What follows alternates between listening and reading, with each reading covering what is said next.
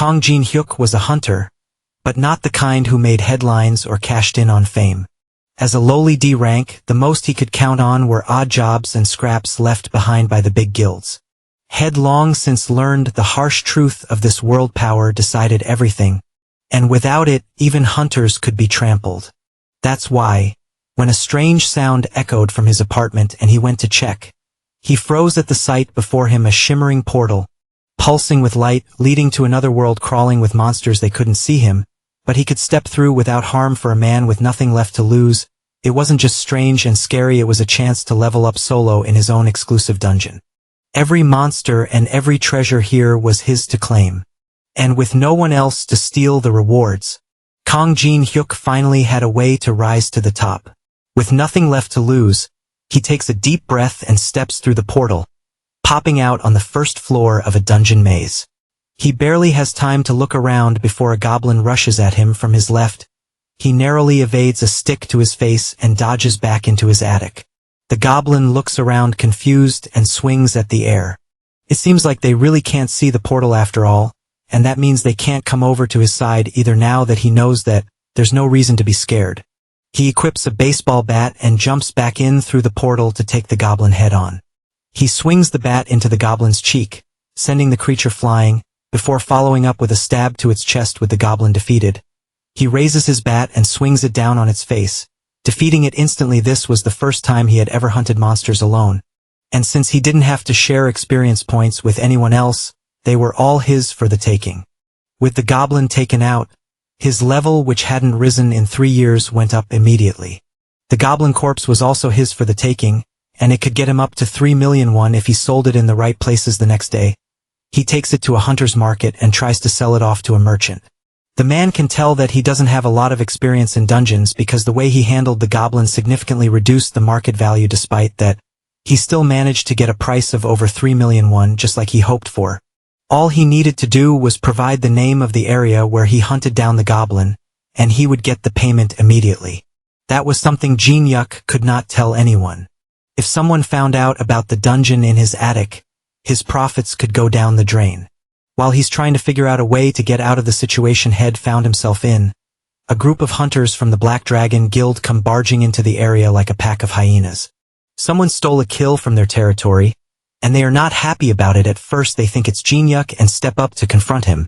But the merchant redirects their attention to a blonde-haired hunter who's oblivious to the situation. The hunters step up to confront him and beat him up till he can barely move. He snuck into their territory and tried to hunt monsters there without permission. For all they know, he could be the serial killer they've been looking for.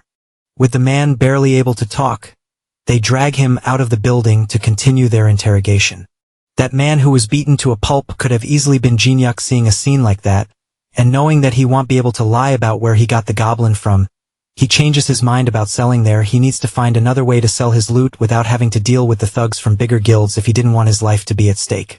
As soon as Jin-hyuk gets back home, he decides to dive back into the dungeon and work on getting stronger. Before he heads in, he has to arm himself with enough equipment to be able to survive a trip into such a dangerous place. He arms himself with a teleportation stone that allows him to teleport out of danger and back to his apartment, as well as a monster tracking compass that reveals any monsters around him within a 50-meter radius. Armed with that, along with his trusty baseball bat, he steps into the dungeon for a round of leveling up. He goes on a killing spree, with each taking him up by 1 level. True to its name, the Goblin Labyrinth is filled with goblins. For someone with a low level like him, this was the perfect hunting ground to use and grow stronger. After a long day of hunting, his inventory capacity is almost filled to the brim. He has just enough space for 1 more goblin, and since it's the last one, he'd prefer if it was a large one that'd bring in more money. The compass shows a goblin approaching his location, which is perfect timing. All he has to do is hide and ambush it before it sees him. He hides around the corner and waits until just the right moment before swinging his bat right at the goblin's face, except it isn't a goblin. He just hit a remarkable short man. The man shouts at him in a strange language that he can't understand. Jin-hyuk hurriedly bows to apologize, which seems to calm the man down enough. He pulls out 2 necklaces from a bag and hands one to Jin-hyuk. As soon as he puts it on, he can suddenly understand what the man is saying, and he realizes 2 things.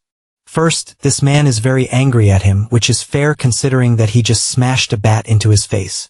And secondly, this man isn't a man. He's a dwarf, a mythical race that he's only heard about in fantasy novels. The angry dwarf continues to yell at him, while he helps to pick up the items that got scattered around. Everything he picked up seemed to be really high quality. But he barely got any time to admire them while being yelled at. The dwarf notices his bat and picks it up. He demands to know where Jin-hyuk got it from, which confuses the young man. There's nothing special about it, but the dwarf seems very determined to know. It's just an ordinary aluminum baseball bat, but the dwarf seems to think it's made up of some kind of highly precious metal named orichalcum. This ordinary bat is so valuable to the dwarf that he believes no amount of money would be able to buy it. He offers Jin-hyuk a trade of some of his rare items in exchange for the bat, and seeing no reason to refuse, he follows the dwarf back to his workshop. The dwarf takes the bat deeper into his workshop while Jin-hyuk looks around the place. He glances at the weapons laid around the workshop and wonders which one he should pick. But the dwarf returns soon after with his new and improved baseball bat for some reason. It's shining a bright red color and glowing slightly. Jin-hyuk wonders if this is really his bat after all. But the dwarf confirms that that's just one of the traits of orichalcum. It starts out as a soft and weak metal, but then it turns into a strong and durable material the more you enchant it. That word catches his eye. It seems that somehow the dwarf had enchanted his weapon. An enchanted item is a very rare item that only drops from very rare high-level monsters of a grade and above. Just testing out a few swings with the new bat confirms that it feels completely different than he remembers. It's almost impossible to believe that something as strong as this could be artificially created. This dwarf, as well as this whole dungeon, really could be the lucky break that he's been searching for this entire time. He checks the stats in a status menu. The bat is now a legendary baseball bat with S-grade durability and automatic retrieval. His once common aluminum bat has become a rare and legendary item. If he could sell the item, he would make a jackpot, but the bat is already bound to him, so he can't sell it anymore. The dwarf added the automatic retrieval enchantment to the bat, meaning that no one other than him will ever be able to use it in the end. He can't make any money from it, but it's still a legendary item nonetheless, and even then, there are still other ways to make money. He has an inventory full of goblin corpses that he can sell for a profit. The only problem is there's nowhere to sell them without getting unwanted attention from guilds. The only other option is the Hunter Industries black market. They don't ask questions and they deal with corpses efficiently. On top of that, it's really easy to get in touch with them. They always hand out business cards to lower level who need money, which means he already has a lot of these cards to use. He heads home and uses a card to find the address of one of these black markets. The business card looks incredibly shady, but right now he doesn't have any other choice. While he's searching around for any sign that this place exists, a man calls down to him from above. His name is Deputy Cho Hyun-gil, and he invites Jin-hyuk to his office to meet their boss. He meets with Lee Junchul, who's a loan shark, currently disguised as a loan agent, who also trades monster corpses on the black market. They ask to inspect the corpses first before discussing payment, and Jin-hyuk brings them out to show. The two are shocked by the number of corpses Jin-hyuk brings out from his inventory. Despite the fact that Jin-hyuk is clearly just a newbie, he managed to get up to 20 goblin corpses. They are all in incredible condition too. The heads are bashed up from baseball bat injuries, but other than that, they look perfect. So perfect, in fact, that Deputy Cho can't hide how excited he is to receive them. The three men negotiate prices, but are interrupted by black market merchants running in to announce that a monster had shown up in the area. There's a rare chance that a monster's corpse can attract monsters, and it seems laying out 20 fresh goblin corpses on the ground was more than enough to send out a beacon to monsters. What's worse, the monsters that had appeared were two orcs, which were way out of Jin-hyuk's league at the moment. At this rate, the only thing he can do to save himself would be to take the monster corpses and escape as fast as he can. However, it was already too late. The first monster had made it to them and looked ready to tear them apart. Since Jin-hyuk was the only hunter around, he was the only person strong enough to take them on. That doesn't mean he could take them on though, and the orc charges at him with its battle axe. He dodges the first swing, but the second swing comes down straight for his head at such a close distance. There was no way for him to avoid it. It seemed like this was the end for him, and he was about to die pathetically. That's until his newly enchanted bat summons itself from his inventory and blocks the attack just before it. The parry was so strong it sent the orc flying back for a second. This seems to be another one of its enchantments, the presence detection effect. If that was the case with this new bat of his, then he just might stand a chance. The orc charges in again, but Jin-hyuk is more confident and ready this time. He grips the bat and aims downward, right at the orc's knee, causing it to lose balance. Then, with the monster disoriented, he launches another attack at its face, cracking its neck and killing it instantly. Just killing a single orc caused his level to jump from 24 to 36 in one quick spike. He doesn't have any time to celebrate as the second orc finds them and rushes at him. This time, though, he's ready. He dodges the attack, then runs up behind it and smashes his bat into the orc's back before repositioning and sending one last attack straight to its head, also killing it instantly.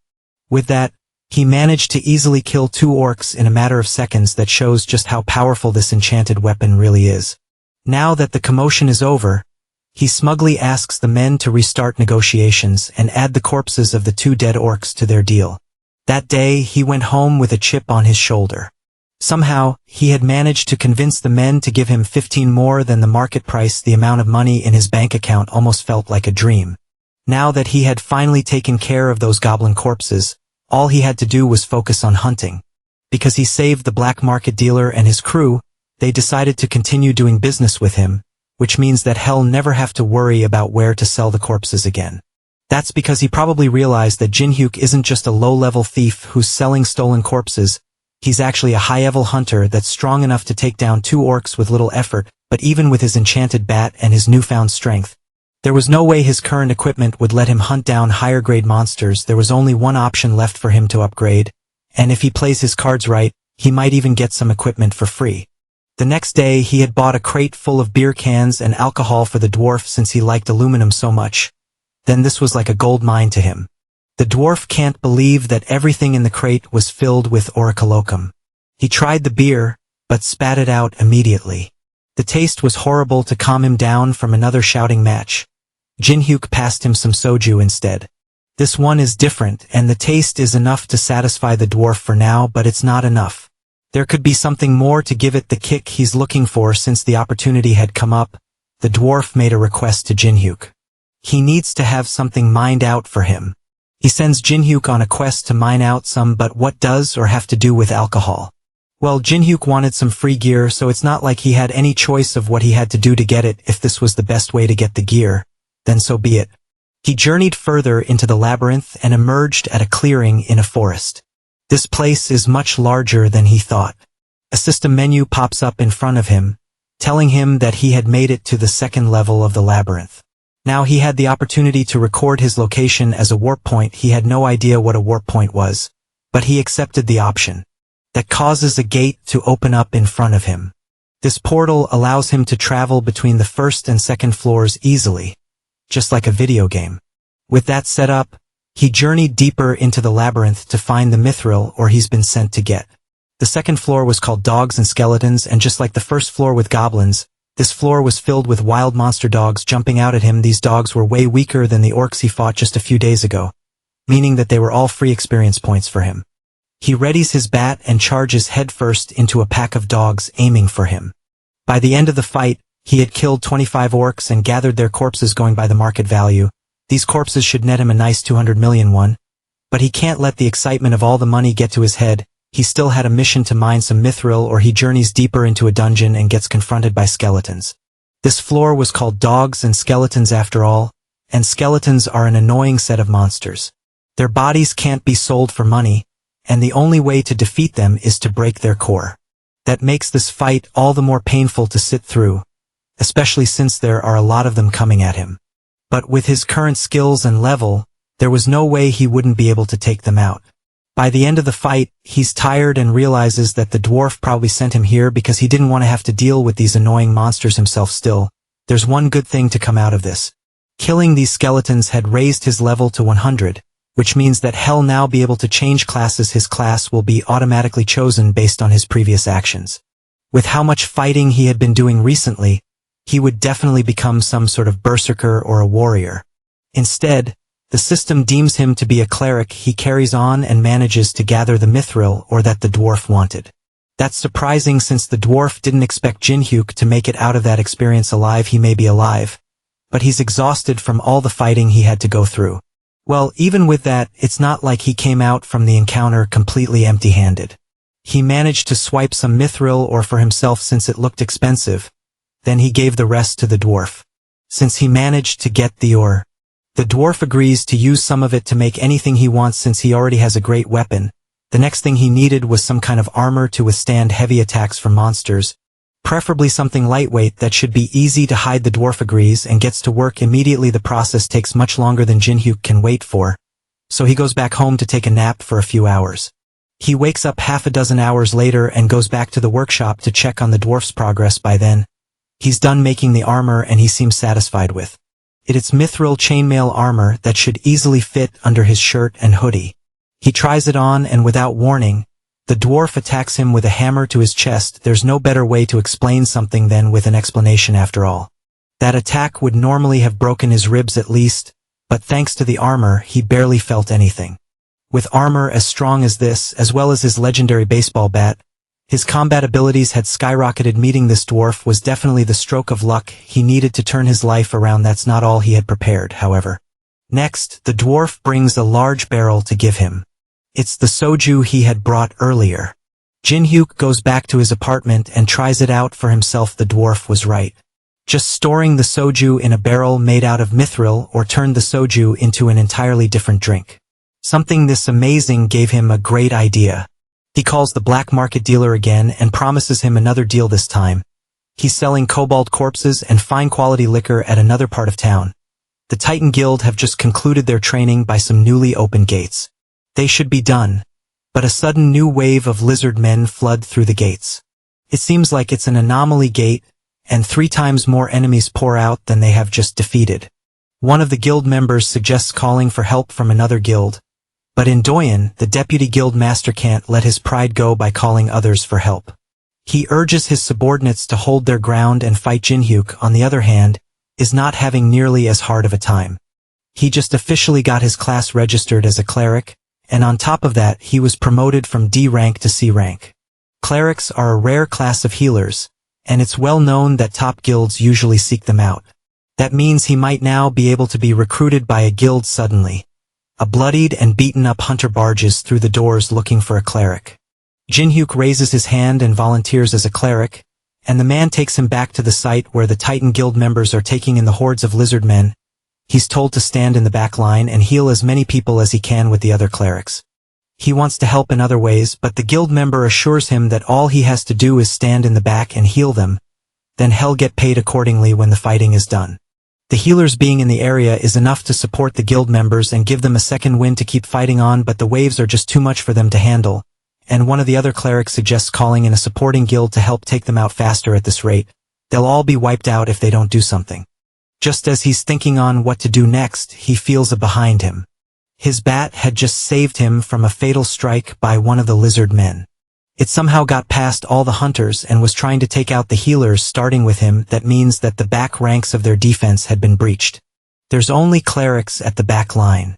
If these monsters got through them, they'd wipe out the guild members in an instant. Left with no other choice, Jinhyuk grips his bat and swings at the lizard men that attacked him, sending him flying with a single attack. He informs the other clerics that there's been a breach and he's the only one that'd be able to block them. They got this far behind them thanks to a concealment technique, and now they were trying to ambush them from behind. Jinhyuk instructs the clerics to focus on healing for now and to leave the lizard men to him. It would be difficult, but he was the only one that could stop them. The other clerics are worried about him since they think he's just an ordinary healer like them. Jinhyuk, on the other hand, rushes in to take them head on, telling them not to worry about him. He wouldn't be saying these kinds of things if he wasn't at least a bit confident in his abilities, of course. Even though he said all that, he was still nervous about the whole thing. But in the end, he actually managed to hold his ground against the rampaging monsters. One of them manages to get past him while his guard is down and heads straight for one of the other clerics. Jinhyuk chases after it, then leaps off the ground and manages to stop it from attacking one of the clerics just in time. His rushed attack leaves him open to a stab from behind, but thanks to the dwarf's chain armor, it barely affects him. The monster is surprised that their attack didn't work, and Jinhyuk takes that opportunity to counter with a bat swing to his face somehow. He's actually holding them off by himself. Thanks to him, they can focus on healing without worrying about any sneak attacks. But that's not the only thing going in their favor. The lizard men freeze as a new fighter enters the battle suddenly. A strong man joins in and takes out one of the monsters with a single hit. This newcomer is Seo Sango, the guild master of the Titan Guild. He acknowledges Jinhyuk and asks if he was the one that took out all the monsters in the area. The crank hunter admits that he was the one who took out the monsters, but he's more confused about who this new powerful man was. The clerics are surprised that he doesn't know the Shrank hunter Sango. He's so powerful that thanks to him being there, it looked like the battle was about to come to an end. With no time to waste, he rushes off to join his subordinates in battle, but not before promising to properly reward Jinhyuk for his assistance later. Just at a glance, it's obvious to anyone including Jinhyuk that Shrank hunters were in an entire league of their own. When he's around, he becomes the real monster in the battle. He lands right in the middle of the fight and his presence immediately lightens everyone's spirits. All except Andoyan, who seems annoyed that the guildmaster showed up. There was nothing wrong with a fellow guild member coming in to give support, but Andoyan's pride wouldn't let him accept that. Sango immediately takes charge of the situation. He passes orders across to the fighting hunters and immediately commands the attention of everyone around him. With that done, he doesn't wait for the guild members to clear the area and launches a powerful attack on the ground which creates a shockwave that sends all the lizard men flying. His one single strike was enough to take out a lot of them in a single stroke in a matter of minutes. With Sangho's help, all the monsters are easily taken out. Now that he was sure that his guild members were safe, he takes Andoyan by the jacket to reprimand him. What was he thinking when he decided to put his life and the lives of his subordinates at risk by taking on the monsters alone? He claims that he just wanted to protect the guild's reputation, but Sango knows the truth is that Andoyan just wanted to protect his own pride. The two have a short stare-off until one of the guild members reminds him that he needs to dismiss the clerics that helped to clear the scene. The guild master calms himself down and goes over to address the hunters and thank them personally. Especially Jinhyuk, who is the main reason so many people made it out alive today. As a token of gratitude, he offers to allow him to enter the guild immediately without having to go through a registration process. That's something that Andoyan cannot accept. He quickly comes in to down Jinhyuk as a mere drank that only got lucky. Sango, on the other hand, does not hesitate to remind him that this mere former drank saved so many lives that would have been lost if it wasn't for his stubbornness. Then he forces Andoyan to apologize to Jinhyuk, which is already a big blow to the deputy guild master's pride. Even with that, Jinhyuk respectfully declines the offer. He doesn't want to be part of any guild that allows people like Andoyan to have any type of authority. That's the last straw. Andoyan rushes at him with an enhanced punch, but a defensive bat straight to his stomach is enough to stop him in his tracks. The hit is enough to knock Andoyan out cold immediately. The occasion is such a noticeable moment that it appears in a news article by the next day. The higher-ups of the Titan Guild can't stand what happened to Andoyan. Not only was he publicly embarrassed by a mere crank, he was also demoted from his authority as a deputy guildmaster. They demand that the crank appears before them to explain himself. Sango, on the other hand, doesn't agree with that. Not only did Andoyan risk the lives of multiple guild members for the sake of his pride, he also attempted to attack someone who fought for their guild. That's more than enough reason for him to be demoted. That manages to shut down the people gathered. With nothing else to say to the men, he sends them on their way. The guildmaster's mind wanders back to the extraordinary crank that he saw the other day. Before he grows any stronger, he has to get Kong Jinhyuk to join his guild no matter what. The man in question lounges lazily in his apartment enjoying a drink while looking through his expenses. Since he made a lot of money from hunting, he had spent more than he usually would, which put the expenses at an absurd high. If he knew things were going to turn out this way, then he would have accepted the extra pay that the Titan Guild was offering him. At the end of the day, though, it doesn't matter since he has a much better way to earn money. After some much-needed relaxation, he heads back into the dungeon to collect more monster corpses. Hunting the same old monsters isn't enough for him anymore. Now that he had gotten stronger, he was going to need some stronger opponents.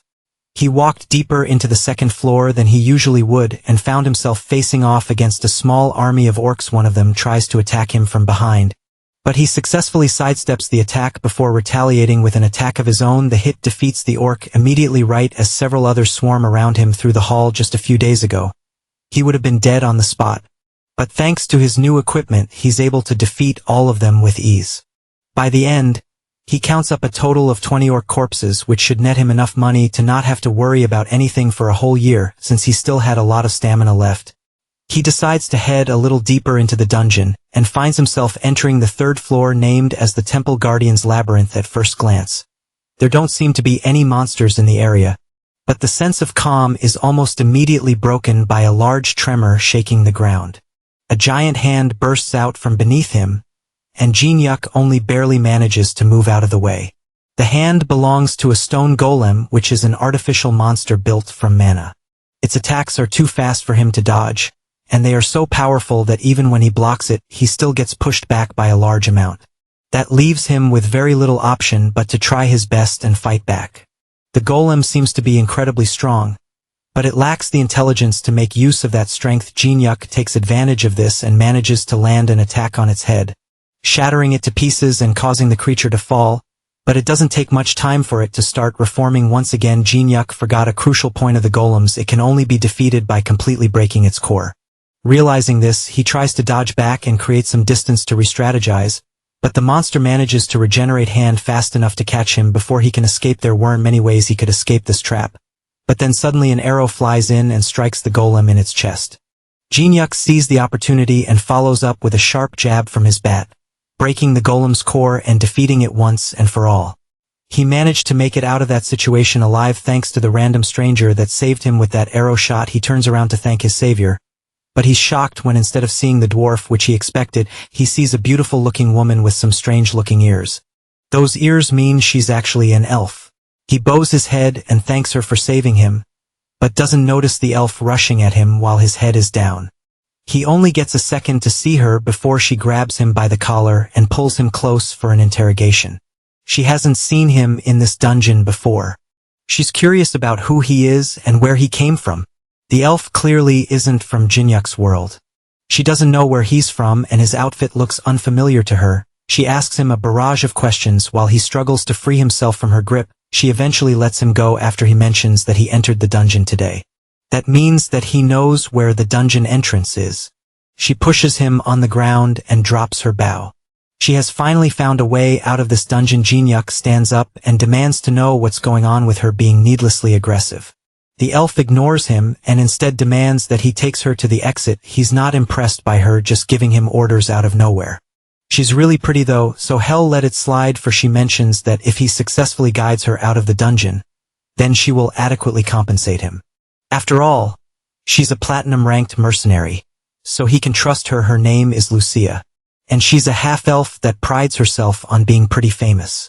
Surely he had heard of her from somewhere. Jin-Yuk though has no idea what she's talking about or who she is. She repeats that she's a platinum-ranked mercenary and shows him her badge. But he still has never seen or heard of any of these things before. Did he come from some kind of rural area? How does he not know what the badge is or who she is?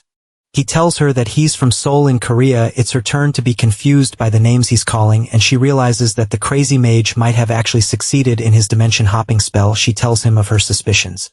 In simple words, a mage from her dimension cast a spell on this dungeon that caused it to hop over into his. Something like that doesn't sound possible at all, but it appears that this is exactly what happened. However, since it was a dimensional shift, that means that reversing the magic will allow her to return to her world. Jin-Hyuk had felt that something was odd, but it turns out that this dungeon isn't even from this world. If this place returns to its original location, that could be a big problem for him.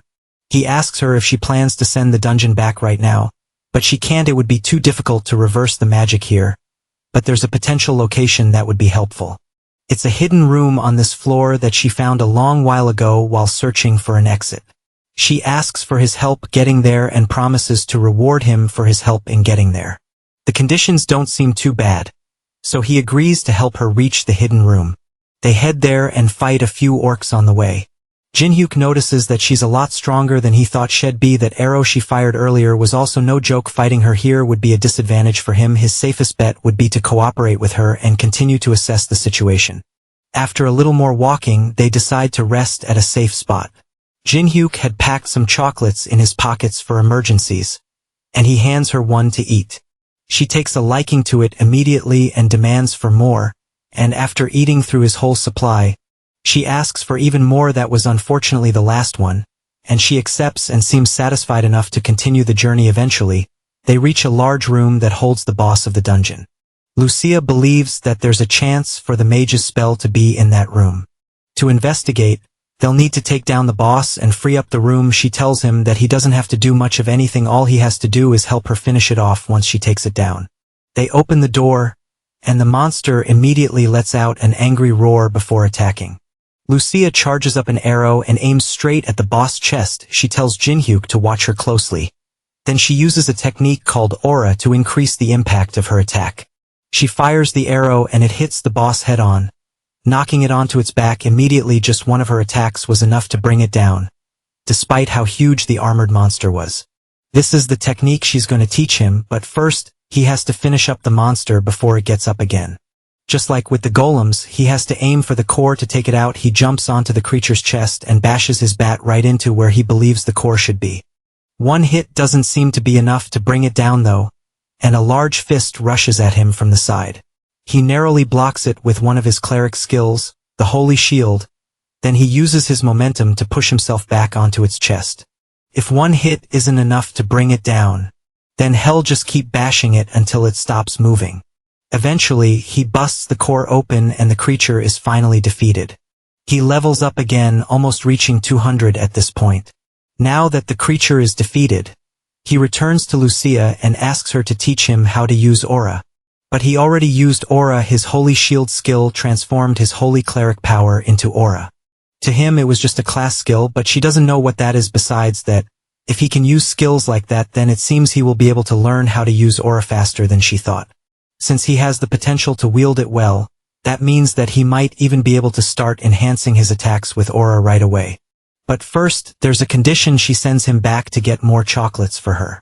Back in the city, Sango walks alongside his secretary Lee Hyena and discusses a new anomaly that appeared near Gangnam Station. It was detected yesterday, meaning that they have about 5 days to prepare before a powerful monster appears there. No matter how Sango pictures it, there's no way his guild is going to be able to take it on by themselves. However, all the other major guilds have been dispatched overseas, meaning that the Titan Guild is the only one left in Korea to fight.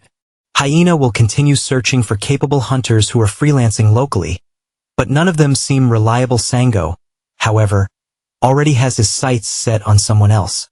In fact, coincidentally, that person just happened to be crossing the other side of the street. He excuses himself from his conversation with his secretary and chases after Jinhyuk. He's carrying home a large box of snacks that the elf asked him to get. When the guild master's voice catches his attention, he offers his proposal to join Titan Guild once more. But Jinhyuk doesn't have any plans of changing his mind in that case. Sango offers Jinhyuk a job as a mercenary. That way he can still work for the guild.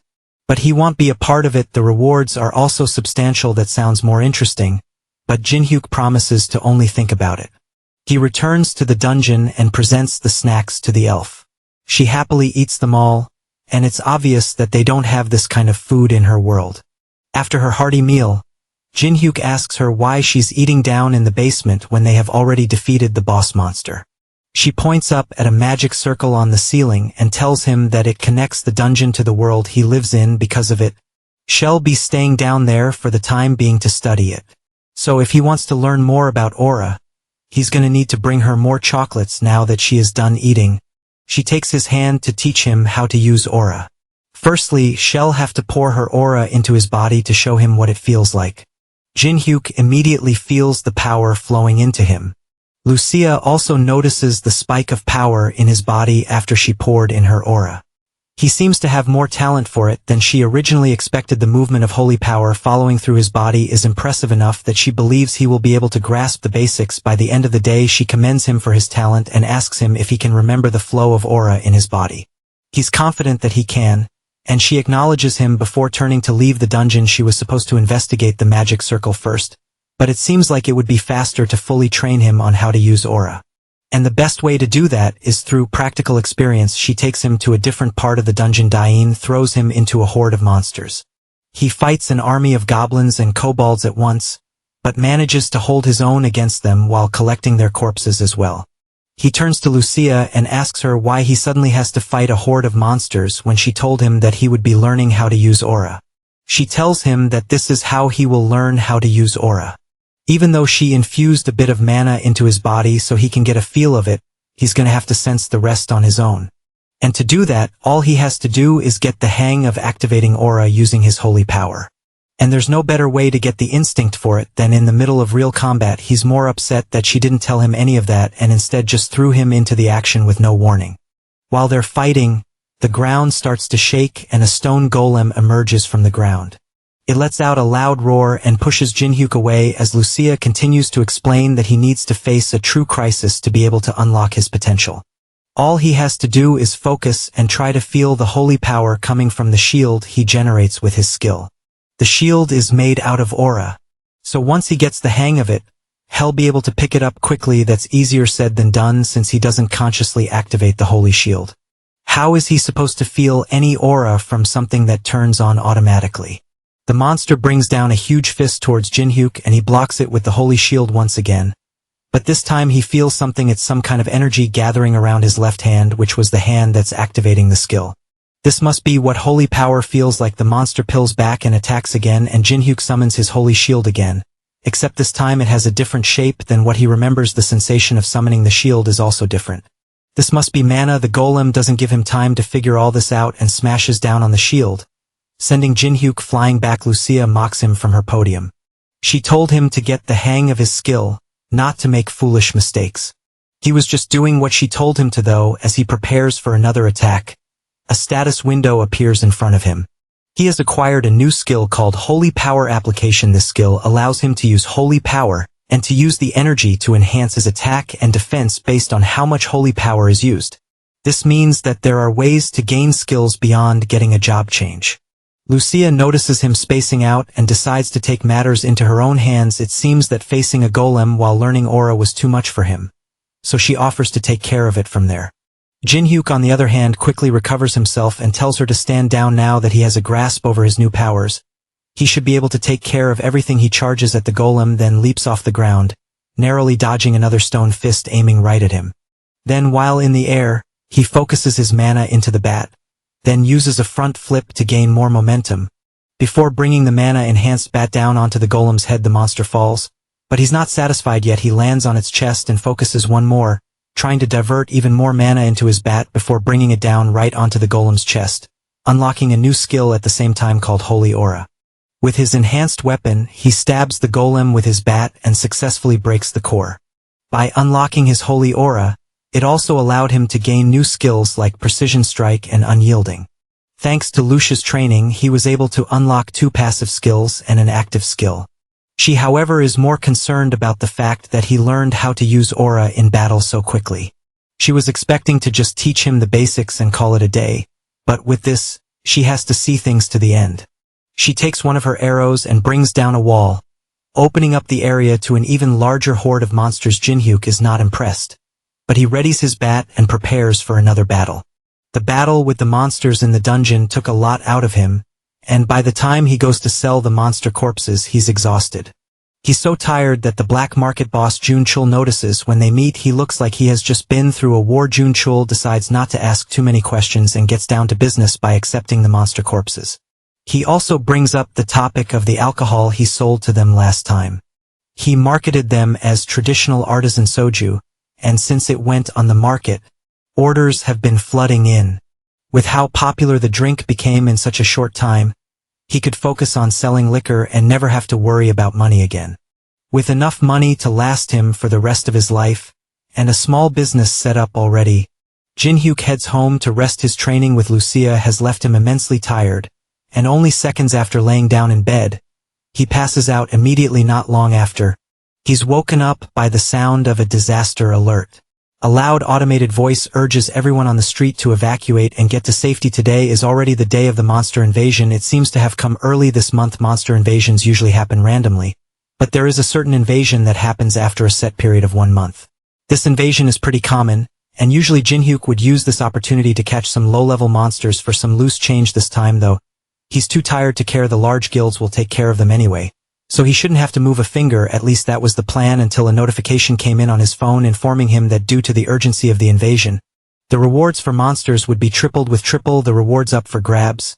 Jin-hyuk can't ignore the invasion anymore. He steps out onto the street to see what if he can take some down and cash in. Meanwhile, security officials guide people and try to clear the streets, while the Titan Guild battles hordes of monsters running through the city. The security line is already breaking due to the number of monsters trying to get through, and Sango is running out of stamina to keep up the fight. No matter how many he takes down, more just keep popping up. The guild members are already at their limits, and even though it looks like they have the upper hand, things aren't looking too promising.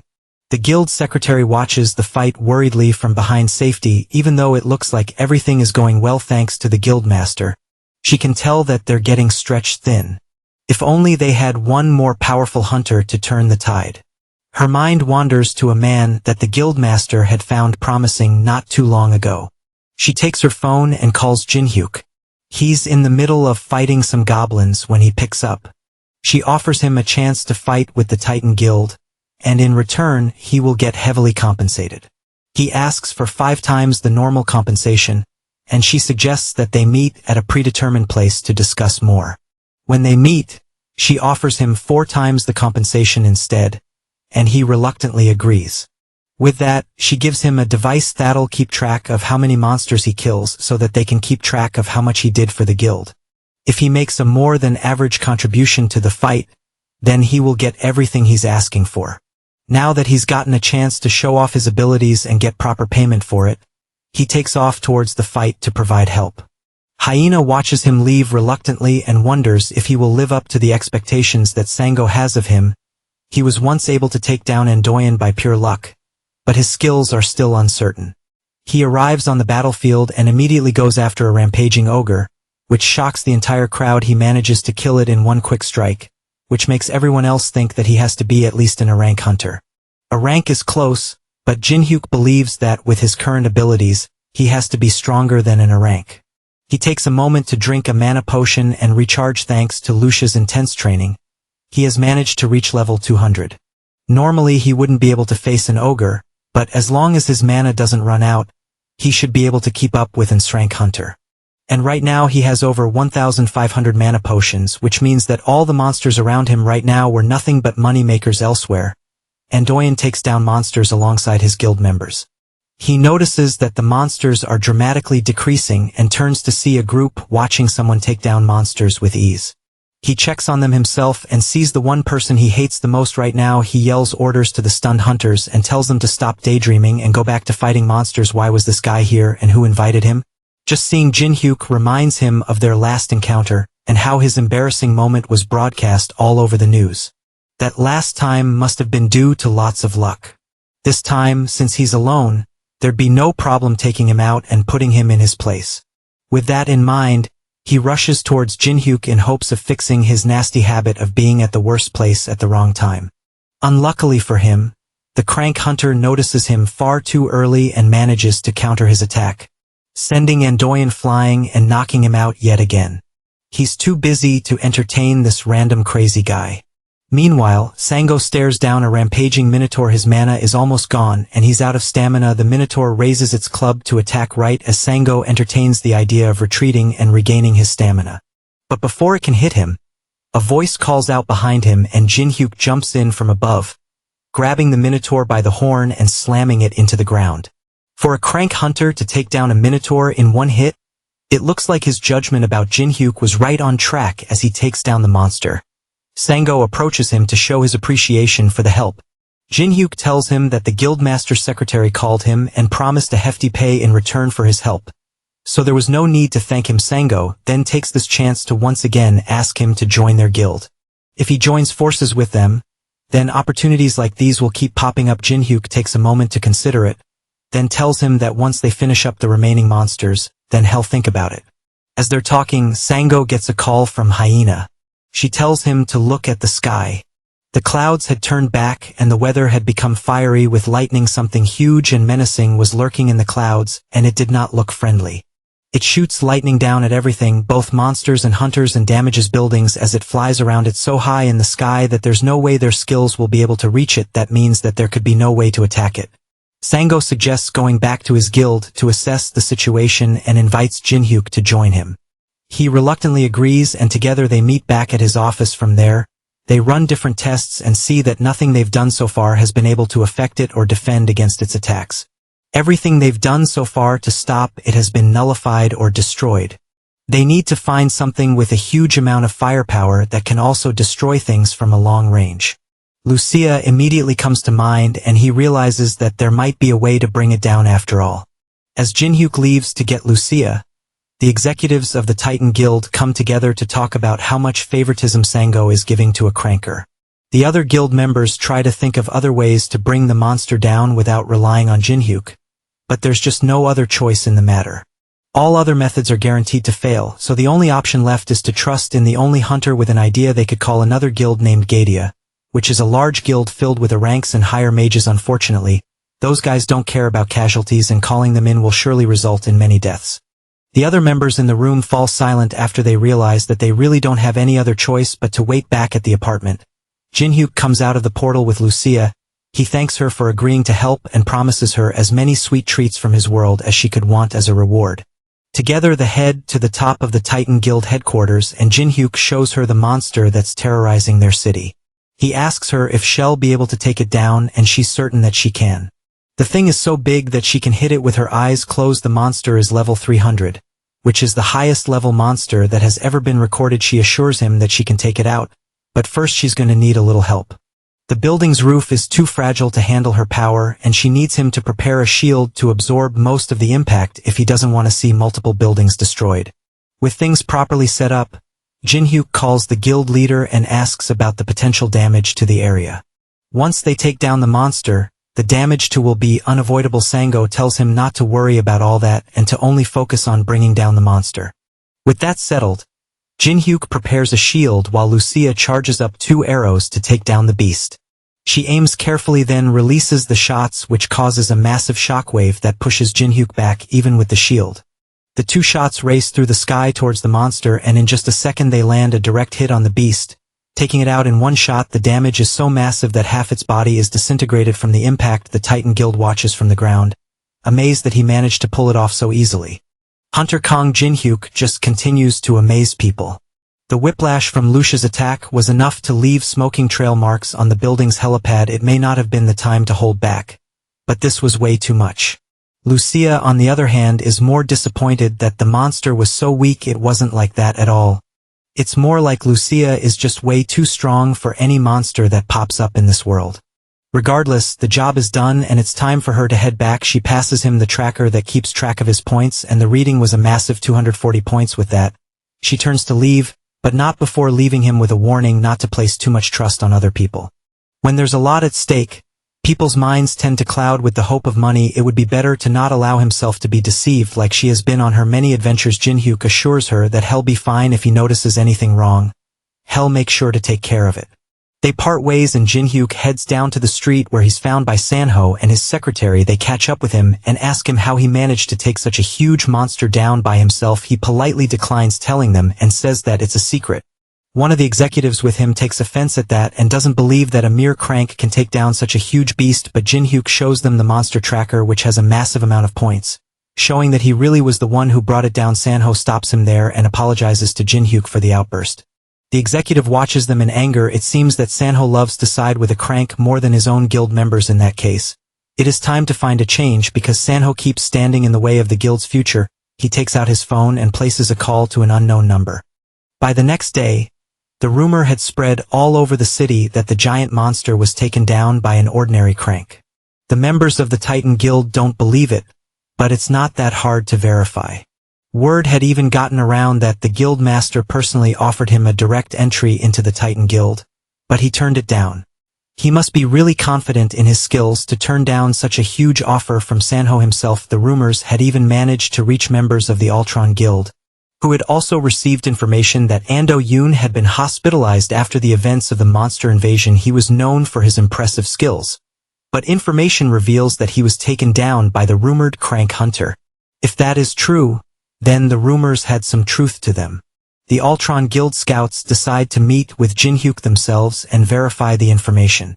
He might have unlocked a hidden class, which was exceptionally rare for hunters to do. If that's the case, they had to recruit him into their guild first before another guild took him.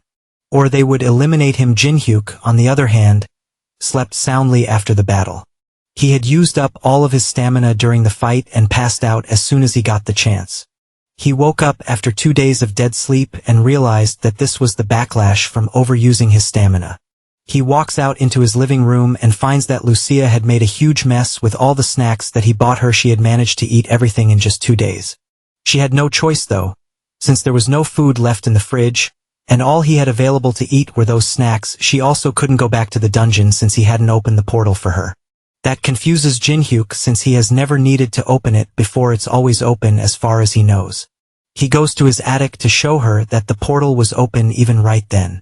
That didn't make sense to her since just a moment ago there was nothing there. She tells him to step away from the door, then reopens it, and sure enough there's nothing there now that he has stepped back. Jin-hyuk has no idea what's going on since he has only ever seen the dungeon open.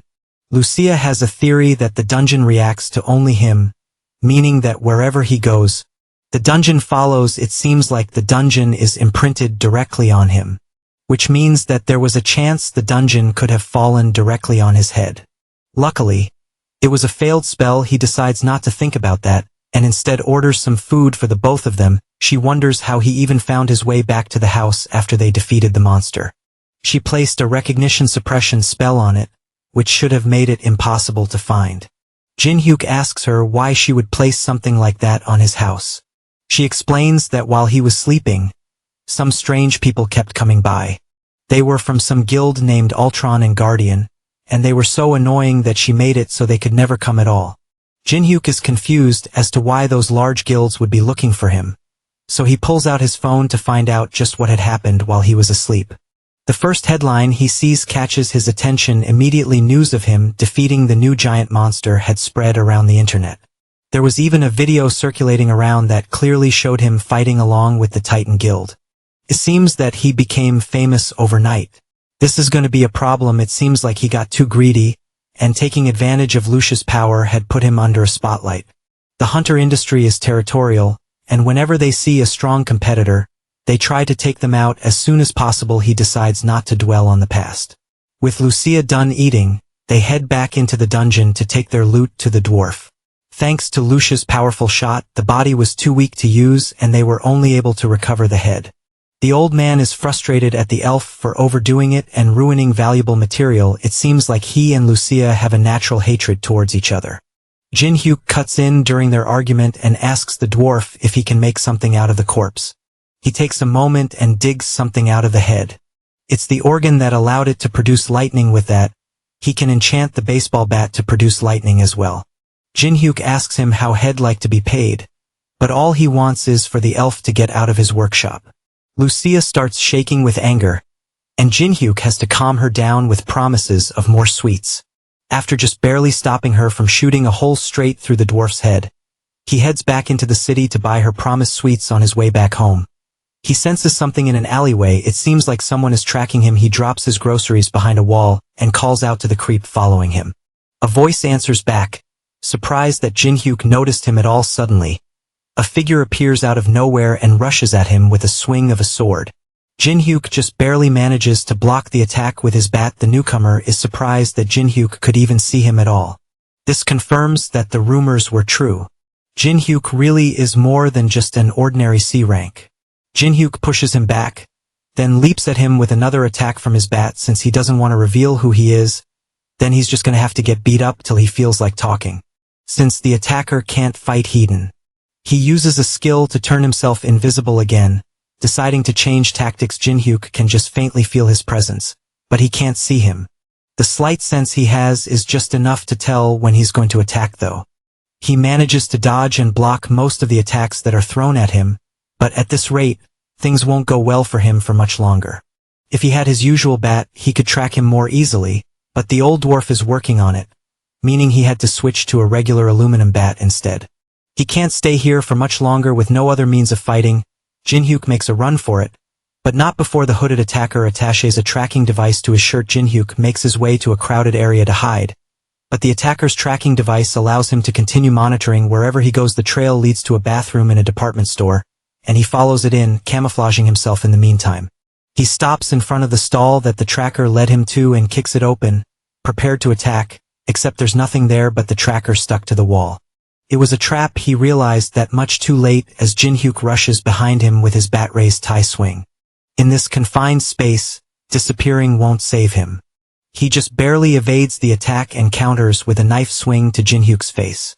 That is easily dodged, and the hunter grabs the attacker's hand before slamming him into the ground. With nowhere left to run and the wind knocked out of him, Jin-hyuk raises his bat and prepares to swing one last time and prepares to smash his head in if he doesn't tell Spill who sent him on this chase. Meanwhile outside, a boy wants to use the toilets. There's a sign forbidding entry, but he just can't hold it anymore. His dad reluctantly lets him run right as the assassin is about to confess. That's all the opportunity that he needs. The assassin charges up a fireball and sends it straight at Jin-hyuk and the child, forcing him to put up a shield and save them both. The assassin uses the smoke as an escape to run while he still can. The higher-ups only told him to get some information from him. He didn't expect things to be this troublesome. As he tries to run, an object stabs right through his chest, killing him instantly. Jin-hyuk stands behind him trying to catch his breath. It seems like he used too much force and accidentally killed him. As he's lamenting the situation, a status window pops up in front of him. It acknowledges the murder but labels it as self-defense. Because of this, the villain trait will not be given, and instead, a hidden job change has become available. After the nasty restroom scuffle with the mysterious criminal, Kang Jin-hyuk found himself posted up outside the crime scene, still reeling from what happened. As far as he knew, when a hunter kills a person, they should receive the infamous title of villain. Furthermore, clerics like him would suffer a penalty wherein their skills are sealed. He really thought it was over for him. Without his cleric job, his combat strength would be significantly diminished, but killing that bastard surprisingly triggered a class change. Two detectives approached the shaken young man to get his statement as to what happened in the lead. Detective Jo Kyung-hyun from the Hunter Affairs Division showed his badge and politely asked for Jin-hyuk's cooperation on the sensitive matter. They identified the magician hunter who attacked the young man. Jin-hyuk gave the detectives the truth. When the magician found himself in danger, he used magic with the intent to kill. He used fire magic with full awareness that a child would get caught in the blast. Jin-hyuk worries that the child might be hurt in any way, but the detectives assured him that the kid only got minor burns. Nothing serious. The kid and his father even extended their heartfelt thanks to Jin-hyuk for coming in clutch. He was just relieved that the kid didn't sustain a major injury. The detectives acknowledged that the kid remained unharmed thanks to Jin-hyuk's quick and proper response. Thanks to his valiant efforts to neutralize a criminal, there should not be any issue with the case being legally recognized as self-defense. He could even return home right after the investigation wrap-up. To be honest, Jin-hyuk was expecting more trouble, but thankfully the authorities were reasonable. Detective Jo inferred that the young man's prior actions played a part, and the laws applied to hunters have always been a little different. But there was another reason why they were being light on the young man. It was the fact that he did not receive the villain title even after killing someone. The said title only appears when someone deliberately commits murder. It does not rear its ugly head when the killing is done in self-defense. It's an open secret to hunters at this point. If Jin-hyuk could keep what he heard to himself, there wouldn't be any need to be a legal trial.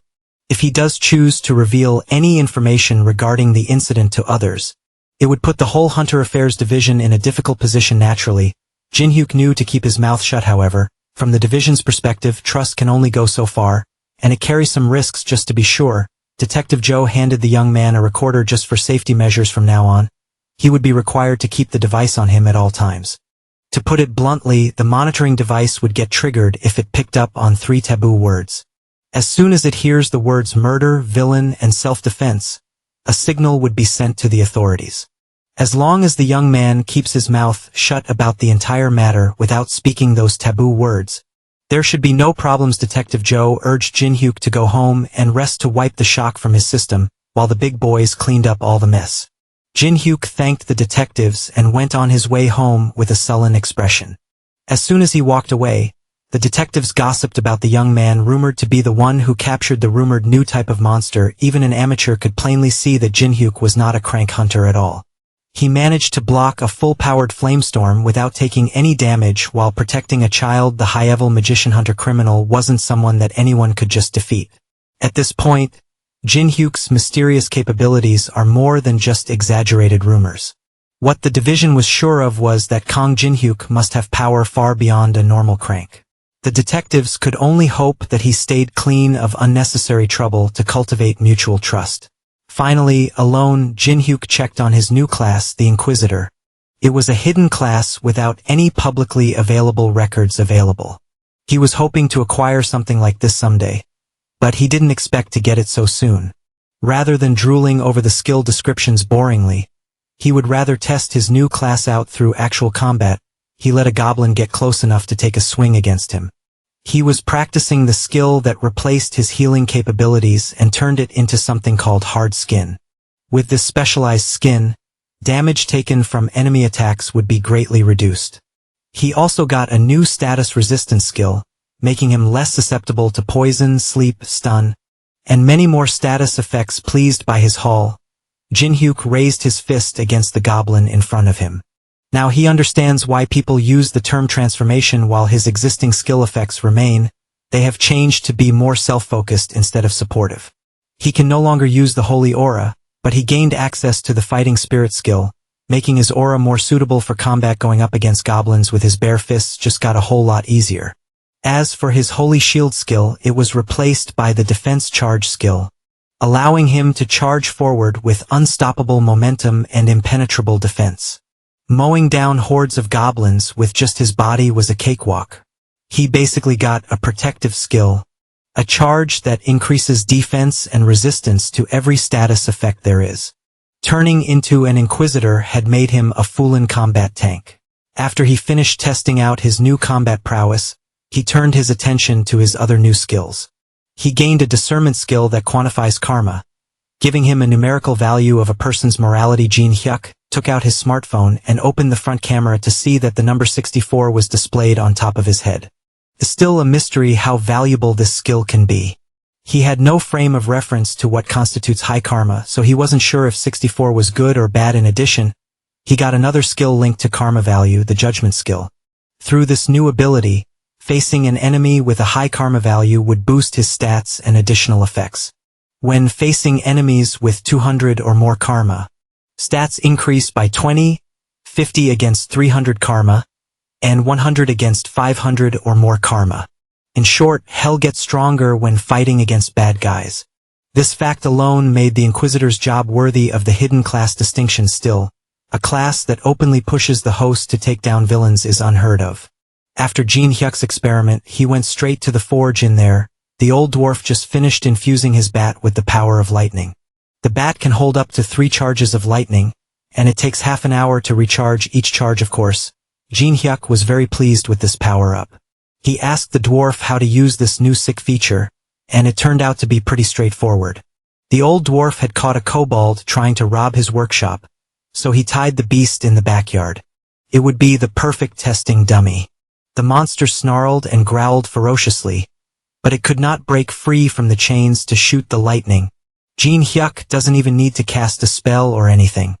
He could just use it in the middle of a fight by imagining the attack in his head. The young man focused and kept his eyes on the prize. He took on a batting stance as if he was about to hit a nasty fastball while imagining the power of lightning coursing through the bat. Jin-hyuk took a deep breath and locked in with one full swing. He launched a thunderball, crackled and ripped through the air without resistance. As soon as it hit the kobold, the poor monster yelped in agony as untold volts of electricity wrecked its body. One charge was all it took to burn the monster dog to a crisp. The chains became undone as the kobold's physical body disintegrated into dust. Even its skeleton was burnt to black, showing how fearsome the thunder charge really was. The old dwarf was visibly proud of his outstanding work. Gaining access to a long-range attack would make fighting a lot easier for Jin-hyuk now.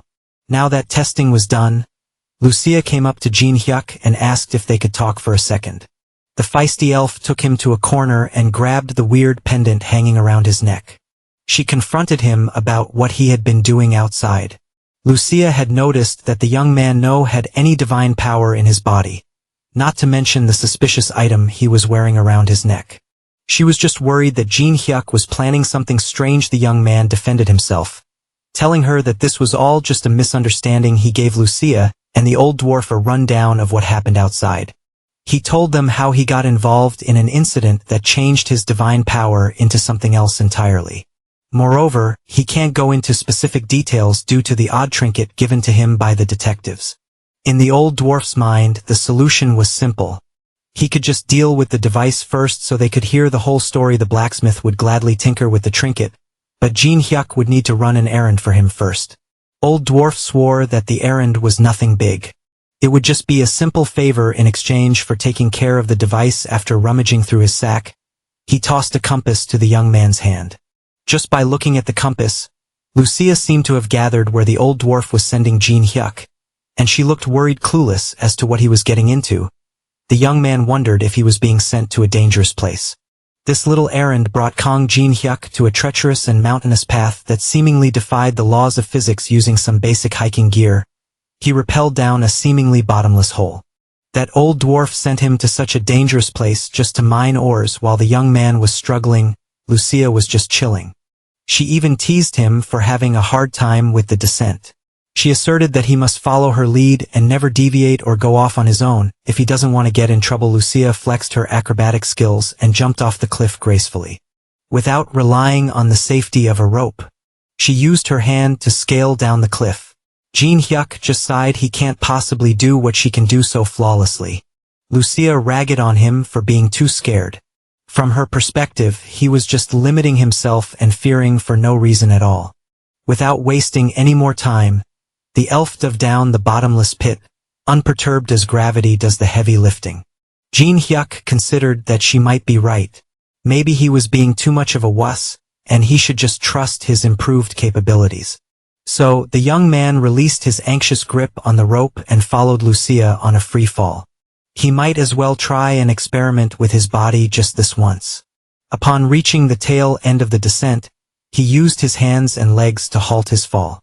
Landing without an inkling of injury beside Lucia, Jin Hyuk finally realized that he was not a normal human anymore. The elf already knew that he had the hardware of a superhuman. He was just limiting himself out of old fears. Taking a break in the middle of the mission, they sat on a steep cliff and talked about what really happened outside. Lucia worried that removing the device might get Jin Hyuk in trouble, but the old dwarf said that it would be fine, so there must be a way. That blacksmith might be a little grumpy at times, but he's truly talented and trustworthy. Even Lucia, who hated the old dwarf's guts, admitted that the old fart is reliable when it comes to things like this. She's pretty curious about the values of karma that came with Jin Hyuk's new class. She asked what her karma level was, and Jin Hyuk answered that she had 82, the highest among the three of them. Jin Hyuk's at 64. And the old dwarf had 72. Considering the rough life that Lucia had led thus far, her karma being the highest did not surprise her. She had to do everything she could to survive after all. Even so, the difference between her and Jin Hyuk was a measly 20 points, and he only killed one person so far. Lucia, on the other hand, had long since lost count.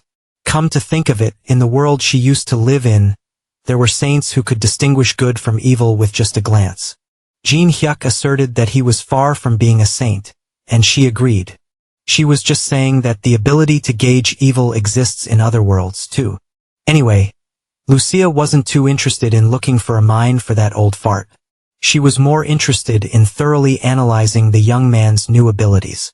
When asked why she had such a vested interest in Jin Hyuk's abilities, she playfully answered that she just finds him entertaining, since staying in an abandoned dungeon won't really give them a solid understanding of karma values. Lucia proposed that they go outside to do some experiments. Jin Hyuk feels bad for halting the mission for the old dwarf, but he also wants to understand his new abilities better first and foremost.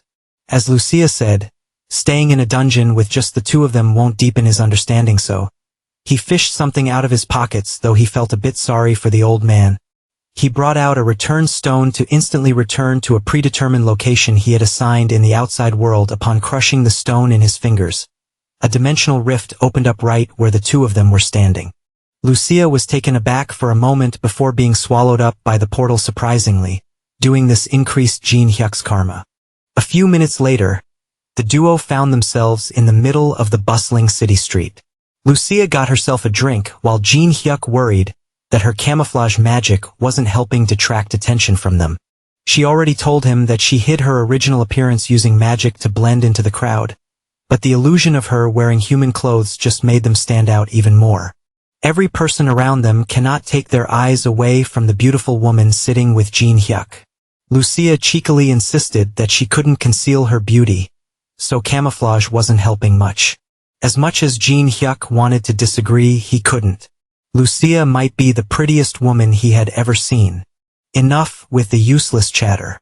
Lucia wanted to summarize what they know about karma values thus far. Simply put, doing bad things accumulates karma. For example, Jin Hyuk's karma value increased by 1 point due to his failure to keep his promise to the old dwarf. Besides hurting others, karma can increase through other nasty things. On the other hand, if it's consensual harm, like in a self-defense situation, karma values don't go up. They still don't have the baseline of what constitutes high or low karma. But if it's over 200 points, a person is recognized as a villain. Killing someone in the 200 karma value threshold won't get you penalized.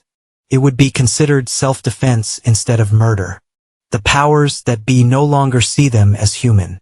Since even Lucia and the dwarf haven't reached 100 points, you have to be pretty evil to get over 200. Jin Hyuk had been observing people the whole day, and he hadn't even seen an average pedestrian with over 50 points of karma. They're probably wasting their time in a relatively peaceful public place. They need to go to a scummier area to see some real high karma people. Luckily, a place where bad guys gather was easily accessible through the red light district of the city. Lucia was fascinated by the blaring lights in the streets at night. She asked if people weren't afraid of being spotted by monsters or anything like that. Jin Hyuk patiently explained that, unlike in her world, monsters don't wander around Earth normally. As an elf, she found the air of the red light district awful, but at least they had pretty lights. Every world has its own bright sides, after all. As they were walking in the seedy streets, a shady barman approached the two and complimented Lucia's beauty. The man asserted that their bar was having an event, and beautiful ladies could enjoy up to 5 cocktails for free. Lucia simply shoved the man out of the way and continued walking. Before she could get far, Jin Hyuk grabbed her by the shoulder and told her to wait up. The young man insisted that they should stay a while and enjoy those free drinks. The barman lit up and escorted them into the establishment as he swore give Lucia the best service there is. After walking all day and only seeing normal people with normal karmic values, Jin Hyuk finally found what he was looking for. He finally spotted the barman. A villain scum with 300 karma hanging on top of his head. The duo sat at the bar and enjoyed the liquor served in front of them. The cocktail had a sweet flavor to it, so Lucia liked the drink very much. Meanwhile, the barman was quietly snickering to himself. He just gave those two a poison-laced drink that paralyzes a target with a single drop. Seeing that the fast-acting poison had seemingly taken effect, the barman signaled a group of thugs he had on standby. The thugs aimed to deal with Jin Hyuk first, but as soon as they got close, the young man asked if they were sure about that plan. Due to his status effect resistance skill activating, the poison in the liquor was useless. Jin Hyuk quickly turned around and delivered a staggering blow to one of the thug's jaws. The young man smiled at the fact that he could finally stretch his limbs against these scrubs. He pulled back and wound up another punch that struck 2 goons at once, a two-for-one deal if you will. Based on the distance covered by these flying fools, it was plain to see that the force behind his punches was deadly. Before giving the goons any time to regroup, he pivoted his foot in a sharp motion. He used his other leg to kick another one in the face. One kick was all it took for a knockout. Meanwhile, Lucia slowly opened her eyes as the effects of the paralytic poison gradually dissipated in her body. She turned around and saw a bunch of goons lying on the floor, taken down by Jin Hyuk. Lucia was confused and asked what was happening. Well, the young man was just cleaning up trash. The barman saw everything unfold and finally called his trump card to take action. Buzzcut took his jacket off and his muscles bulged through his shirt. He knew that he had to take the young man seriously. Buzzcut dashed with impressive force and the duo just looked at him apathetically. Jin Hyuk fixed his eyes on the man's hulking figure dashing in his direction. Lucia took another shot of the poisoned cocktail and asked if he needed some help. He declined. Knowing that he could take another goon by himself, Buzzcut felt infuriated as the duo talked as if he was a non-factor. He swung his best punch only to get stopped by a perfectly timed grab. No matter how hard he tried to push or move around, he could not make Jin Hyuk budge while holding his fist that meant that the strange young man must be a hunter. Buzzcut looks and fights like a seasoned hunter too. If that was the case, he should be out there hunting monsters instead of playing with gangsters in a seedy bar. Mr. Buzzcut was not expecting to go up against someone like Jin Hyuk in this little operation of theirs, knowing that he was no match against the young man. He was already mapping out how he could get out of this dicey situation. That's when our boy tilted his grip ever so slightly and broke the man's fist mercilessly. Buzzcut screamed in agony as he felt multiple bones crack and break at the same time. But Jin Hyuk wasn't done yet to shut Buzzcut up. He launched a punch squarely into the guy's mouth. Buzzcut flew like a loose kite, his momentum being halted by the bar chairs lined up behind him. With every goon taken care of, the only scum remaining was the frightened barman. Jin Hyuk ran like a wild beast and placed the villain in a chokehold, almost crushing his windpipe with relentless intensity. He lifted the barman, cutting off oxygen while he started his interrogation. Of course, it would not be an effective interrogation if he didn't deliver a few hits first. Jin Hyuk indiscriminately painted the bar walls with the villain's blood. By the time he was satisfied with all the punches, the young man's fists were tainted with the barman's blood. He really did a number on the villain's face, making it almost unrecognizable. Jin Hyuk started the interrogation. It was obvious that this was not the first time the barman pulled something like this, and to run this operation, he must have someone backing him up. The barman vehemently denied that he had any backing or anything like that, but there was no way a worthless thug could get away with repeatedly spiking drinks and abducting women without getting caught. Those hired gangsters must also be affiliated with some bigger power. It's impossible to hire them without some organization support. Jin Hyuk looked the in the eyes and gave him one last chance to talk. Even after being beaten up and threatened, the barman continued to deny any involvement of a backer. Going this far to not snitch must mean that the barman's incredibly loyal, or whoever's behind everything is scarier than the beating he's taking now. To see which one was true, Jin Hyuk had no choice but to get even rougher. He grabbed one of the barman's feet and started pulling. Confused and scared, the villain started squirming around and screaming. Jin Hyuk insisted that he was simply helping the guy find the violence wouldn't make him talk, but the young man begged to differ. Before Jin Hyuk could do something more horrific, Lucia interjected and told him to get out of the way and stop with his barbaric and complicated methods. She manifested a mysterious power in her hand and slowly brought it up to the barman's face. The villain went from scared and confused to relaxed and loose, albeit still ugly, as soon as Lucia's mysterious power entered the barman's system. A few seconds of silence passed suddenly.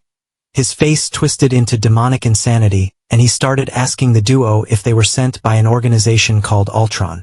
He crazily insisted that no matter how much crap Ultron pulls, it's too late now. Whatever Lucia did to this guy made him a mumbling fool. Well, she just made it easier for the barman to confess.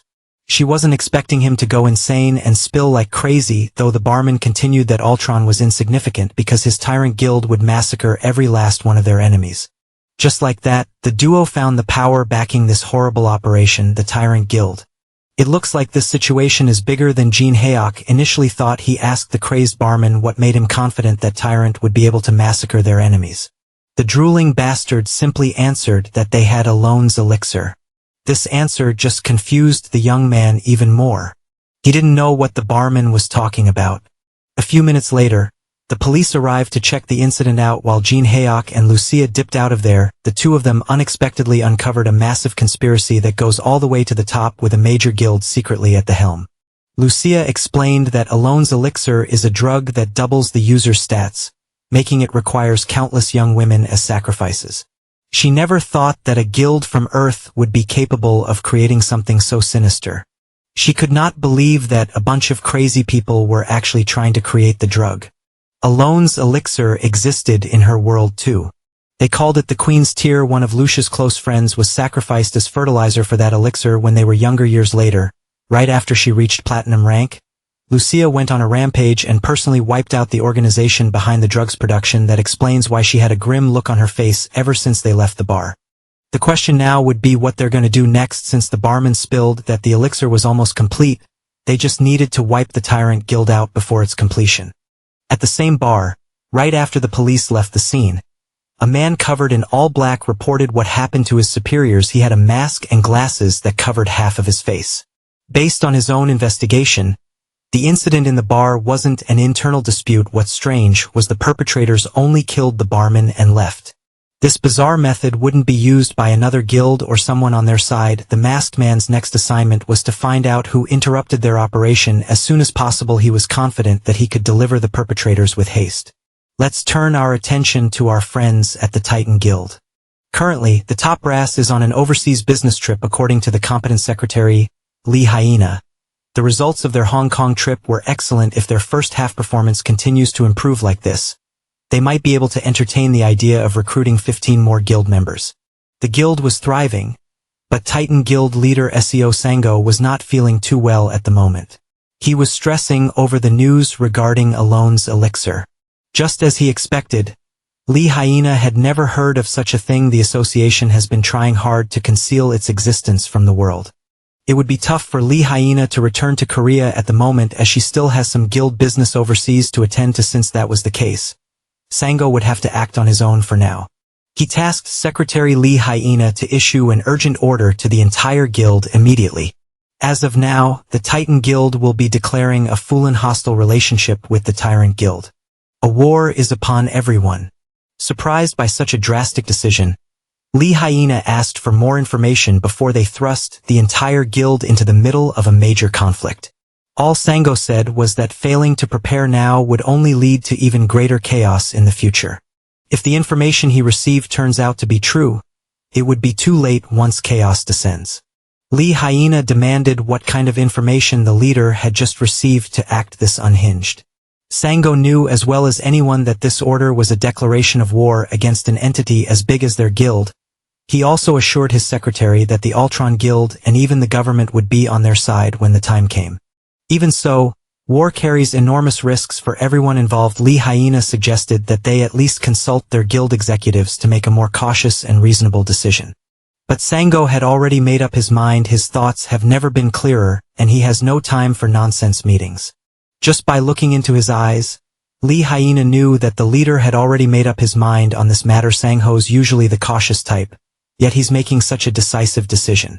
He understands that she's feeling some reservations about acting blindly without much information at hand for now. Sango needs Lee Hyena to trust his call and declare the order confidentially within the guild, while they conduct hushed investigations. The official announcement of war can come later. As for the internal investigations, Sango already had a few people. He wanted more info on what prompted this sudden shift in Sango, you ask?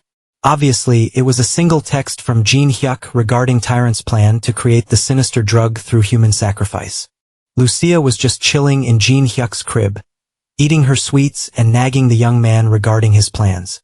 She was glad to know that there were some trusted and level-headed people in this world like Seo Sango. If no one agreed to join forces and destroy the Tyrant Guild, she would have handled the matter herself. It helped that the method to create Alan's elixir was undoubtedly inhumane.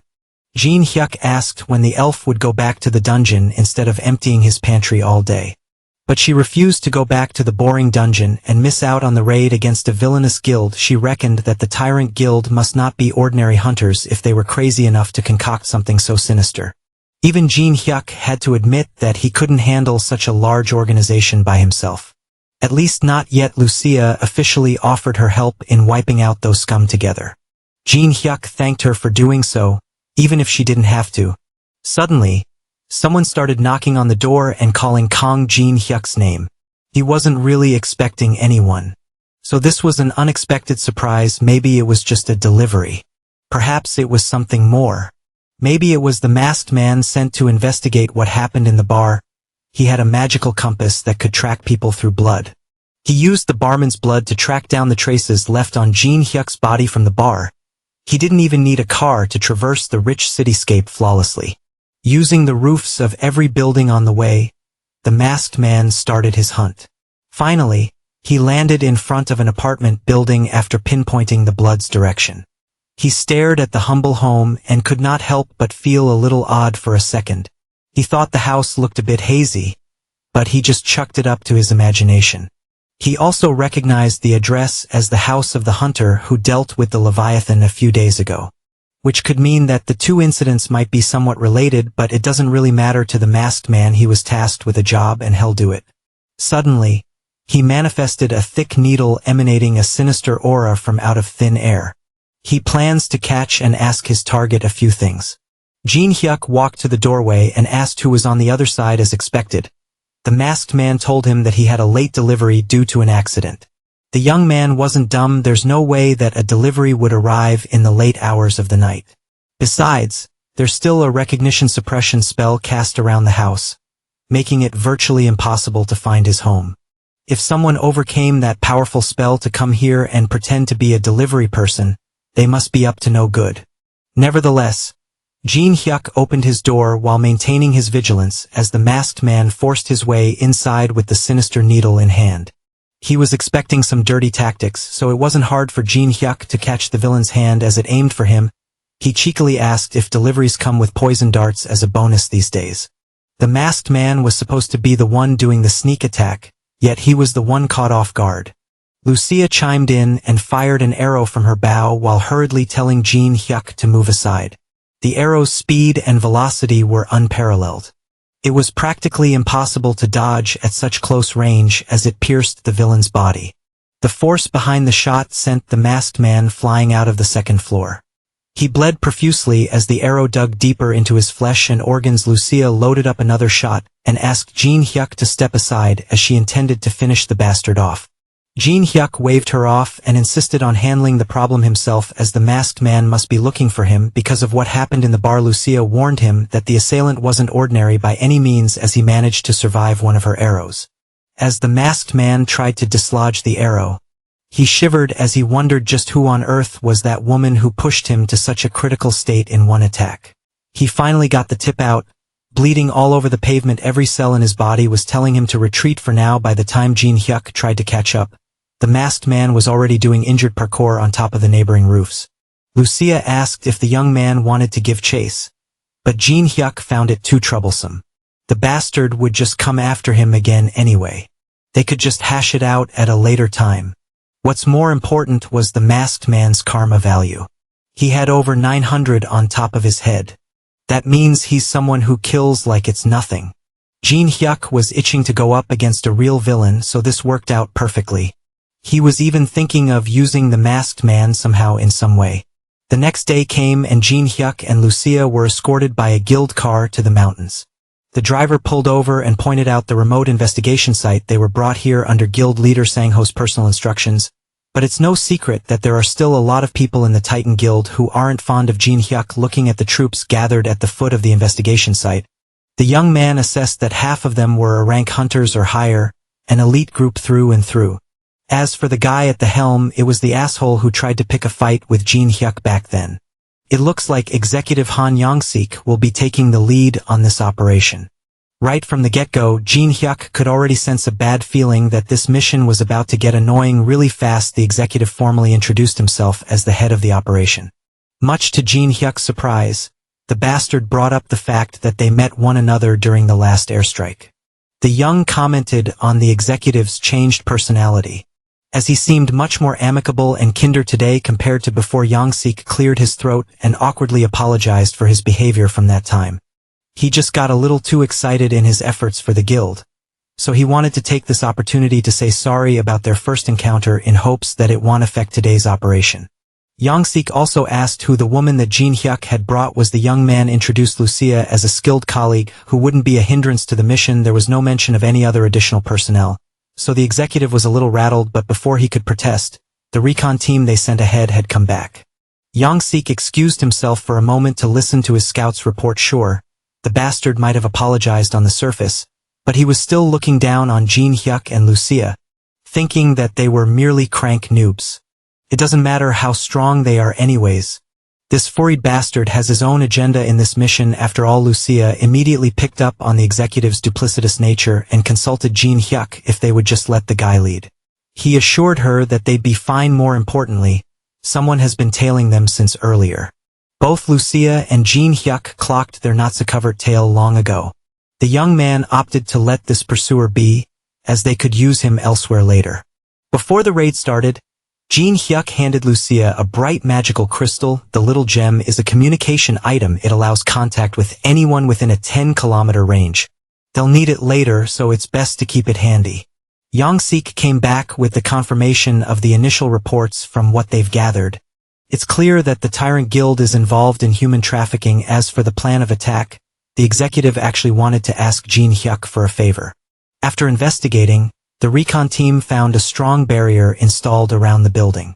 They also believe that there's only one person capable of breaching that barrier without being detected. Young-sik insisted that there was no one more suitable to sneak through the barrier than Jin Hyuk. The young man freely called him out for essentially requesting a literal death walk behind enemy lines. The executive continued playing the part of an impartial team leader. He even sarcastically claimed that only the man who took down the Leviathan could pull off the stealth mission. Besides, rather than moving with the Titan Guild members, whom he never worked with before, it would be much easier to work on his own. Young-sik was just putting everything on Jin Hyuk's shoulders. He's blatantly passing on all the risks to one person. They might think that they're getting one up on Jin Hyuk, but this is precisely the situation he was hoping for.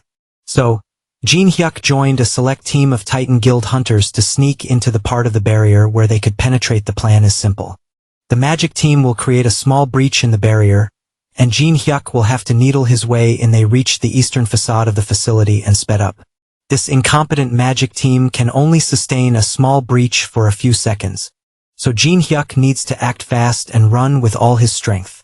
Without wasting another moment, they started working on the barrier to give the young man a sliver of entry point. Jin Hyuk doesn't even mind that he is getting played and deliberately delivered to the enemies. He was just curious as to what the Tyrant Guild was hiding in these mountains. As soon as the breach was established, he ran inside the barrier and excitedly looked around the compound. Jin Hyuk hit the brakes and summoned his trusty bat, only to see an odd sight in front of him. The appearance of the base inside was completely different from what it looked like outside. The protective barrier must have been layered with a distortion effect. First things first, he needs to find the entrance to this massive base camp. After a few minutes of walking around without action, he found it odd that there were fewer guards than he expected there to be. The first guard he spotted was posted up near the barrier, seemingly guarding an entrance. If there's a guard, there must be something that needs to be guarded. This was Jin Hyuk's most promising lead yet. He took to the air and raised his bat, imbuing his monstrous strength on his wind-up. Jin Hyuk swung his bat, and much to his surprise, the guard standing by turned to smoke as his weapon hit the ground. Turned out to be an illusion, and not a real person. He thought he could knock a guard out to capture and interrogate so he could open the door, but now it's solely up to him to figure that out. Much to his surprise, this supposedly secure facility had automatic doors like a freaking supermarket. The defenses were laughably lax, and it doesn't even look like they had CCTVs installed. They must think that the women they abducted had no chance of escaping anyway. Just to be sure that he won't get bamboozled, Jin Hyuk brought an insurance policy through his inventory. He retrieved an EMP generator made from the materials of electric-type monsters and casually dropped it on the floor. With this, any communications or security devices in the immediate vicinity would be disabled. This is why he left a magic communication crystal with Lucia. As soon as the EMP took effect, Jin Hyuk planned out his next steps. With the whole compound cut off the grid, it's about time to get started on his actual mission. From a distance, the masked man continued keeping a close eye on Jin Hyuk.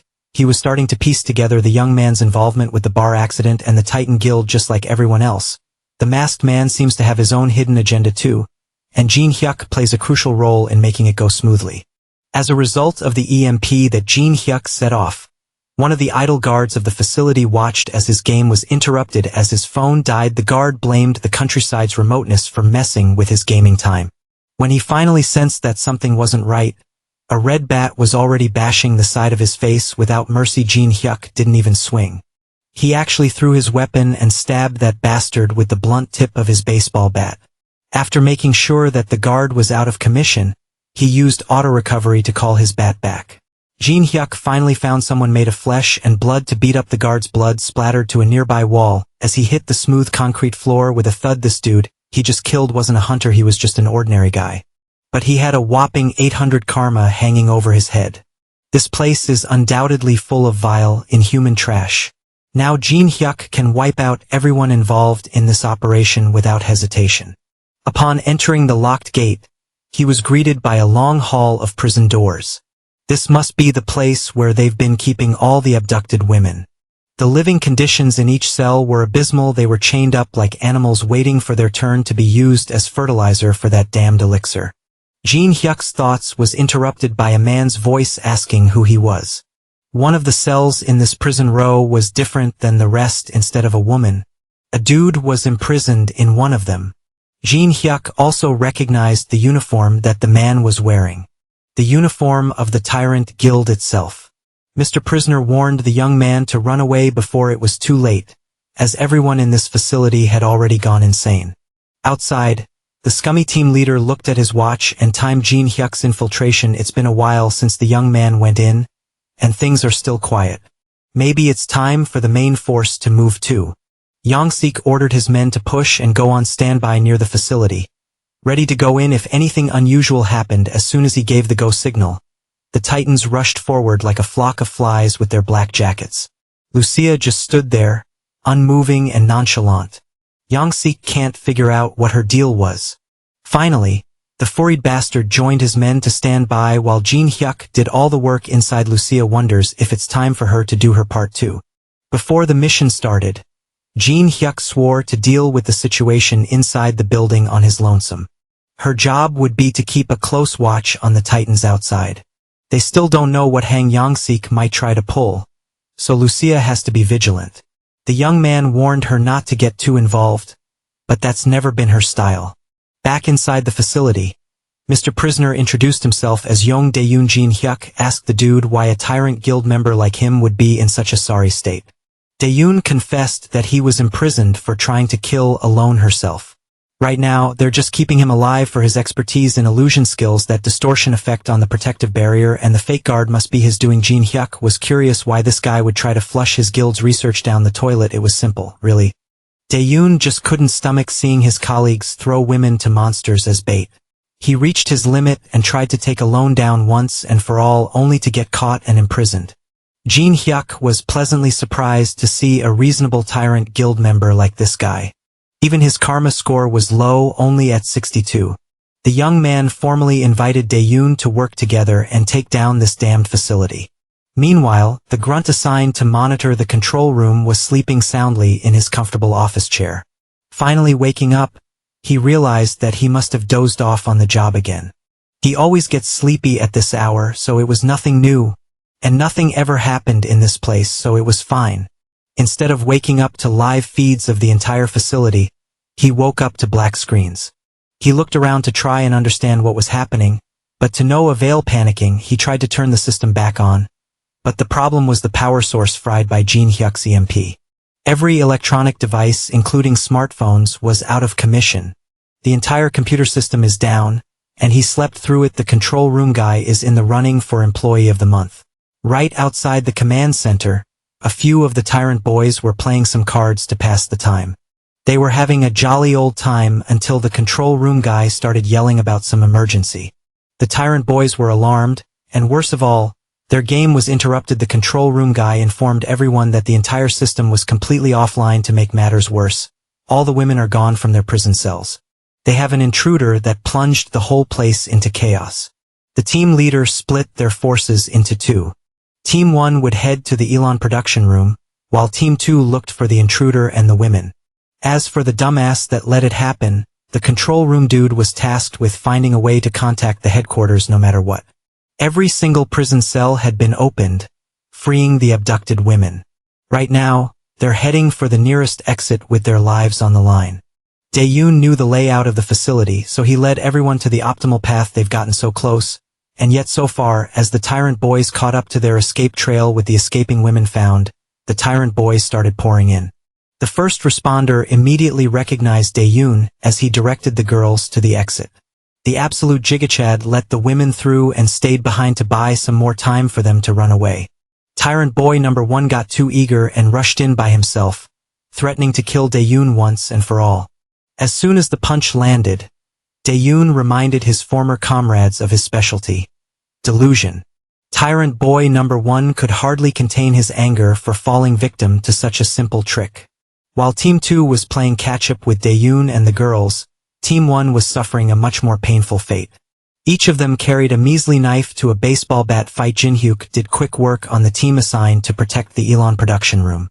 He used his superior technique and footwork to make a fool of these Halfist fighters left and right. The young man bashed each of their heads in, using one swing for each bastard. Jin-hyuk finished the last tyrant boy off, and he did not even break a sweat, seeing as how these boys were so desperately trying to guard the gate up front. It was obvious that Elon was being housed behind the door. Jin-hyuk gained access to the room and carefully entered. He looked around and saw all the equipment that the tyrant scums had gathered to make the inhumane drug. They've gone as far as hiding a gargantuan lab underground for security. Human-sized test tubes littered the lab, each one containing women that the tyrant guild had abducted. Seeing the scale of their evil operation firsthand was even more disgusting than Jin-hyuk imagined. In the middle of the lab was a monster encased in protective glass. It must be Elon, the source of all this grief and evil. Jin-hyuk gripped his bat tightly. The monster doesn't seem to be reacting to his presence. It's entirely possible that it was sleeping with a smile on his face. The young man called onto the lightning dwelling inside his weapon and took on a batting stance. If everything works out, he could finish this thing once and for all, but that would be too easy. Elon must have sensed danger and woke up.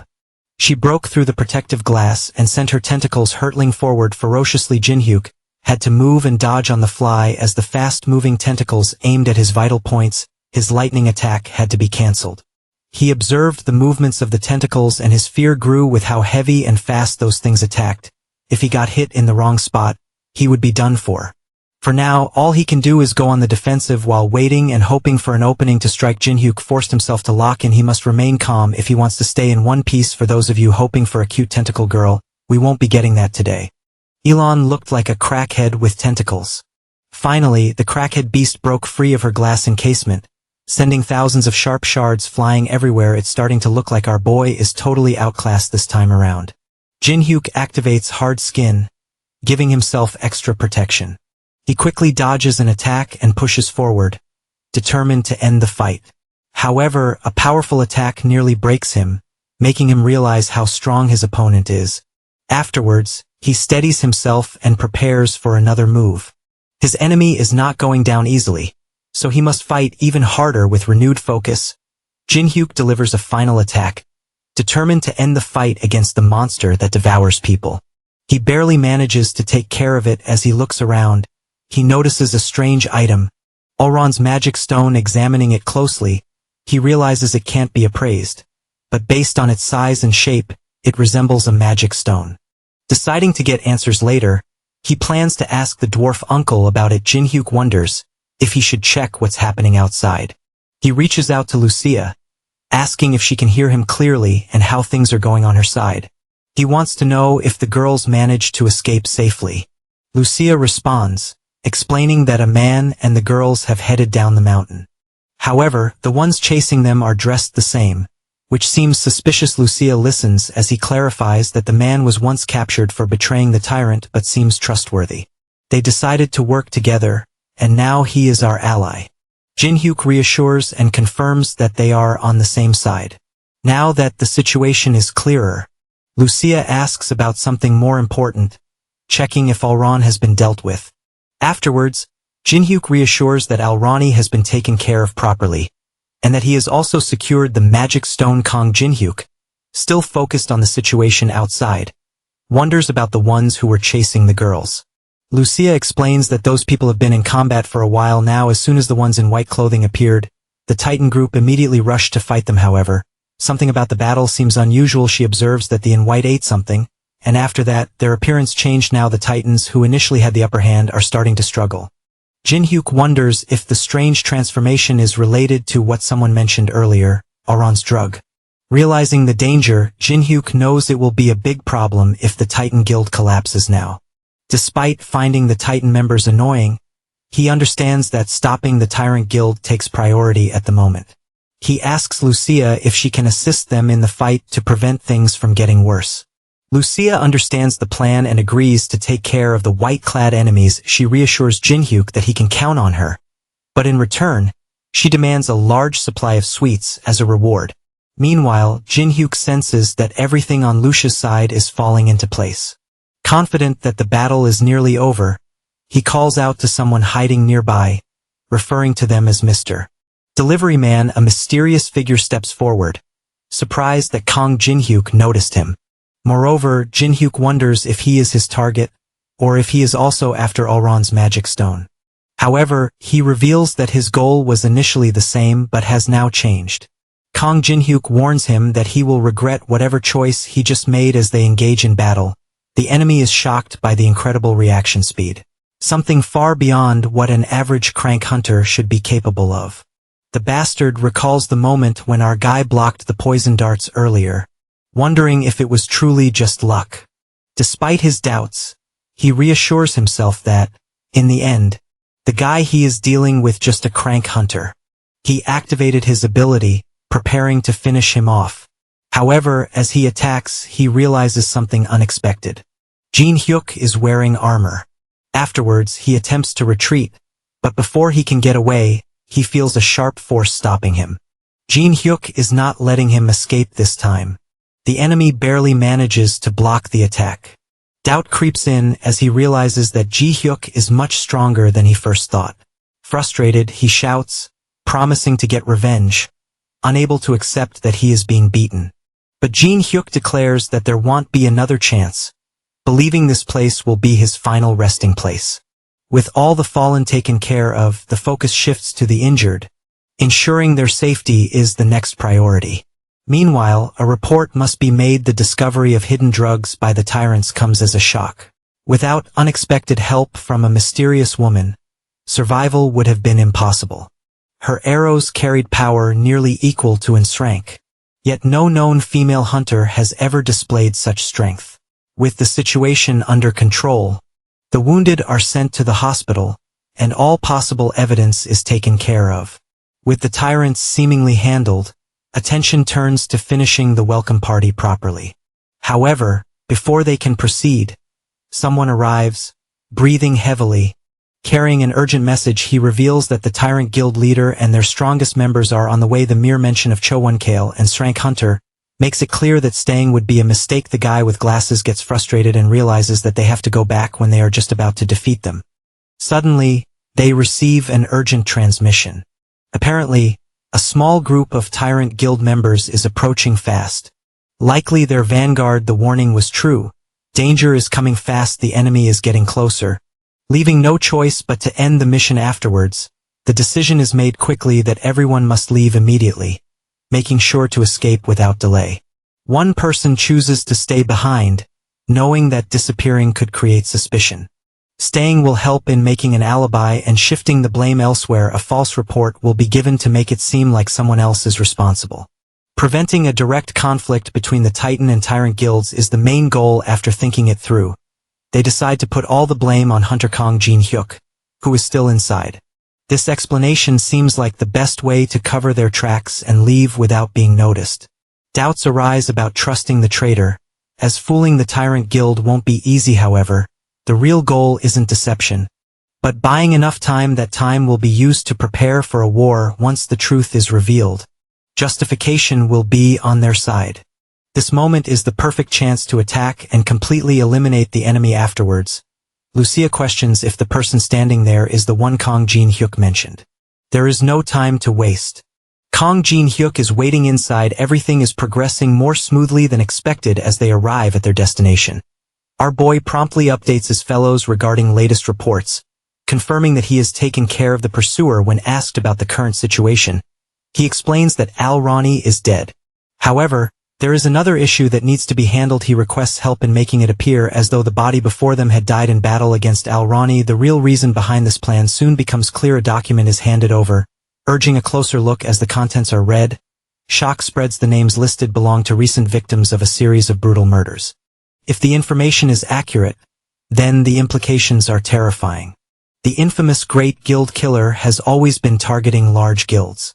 This presents an opportunity that if the blame is placed on him, no one will suspect anything else. Kang Jin-hyuk shares his plan, asking Young Dae-yoon if he can make it happen. Young Dae-yoon agrees, recognizing that the idea is great. Lucia, still unsure of the full picture, seeks reassurance that this plan won't bring unintended consequences afterwards. Kang Jin-hyuk assures them that everything is under control. With the decision made, the next priority is to leave the area quickly. The Tyrant Guild's main forces are expected to arrive soon, but not everything is as it seems. Half of what was said about their arrival was true. Moreover, the forces are on their way, but they won't reach the location for at least 2 more hours. The group they saw earlier was nothing more than an illusion. Young Dae-yoon praises and thanks Jin Hyuk for the rescue efforts that saved so many. However, there is no need for thanks. The real battle is only beginning. Moreover, the Tyrant Guild has suffered a serious setback, and when word spreads, other guilds won't stay silent afterwards. Jin Hyuk is looking forward to seeing how the Tyrant Guild crumbles.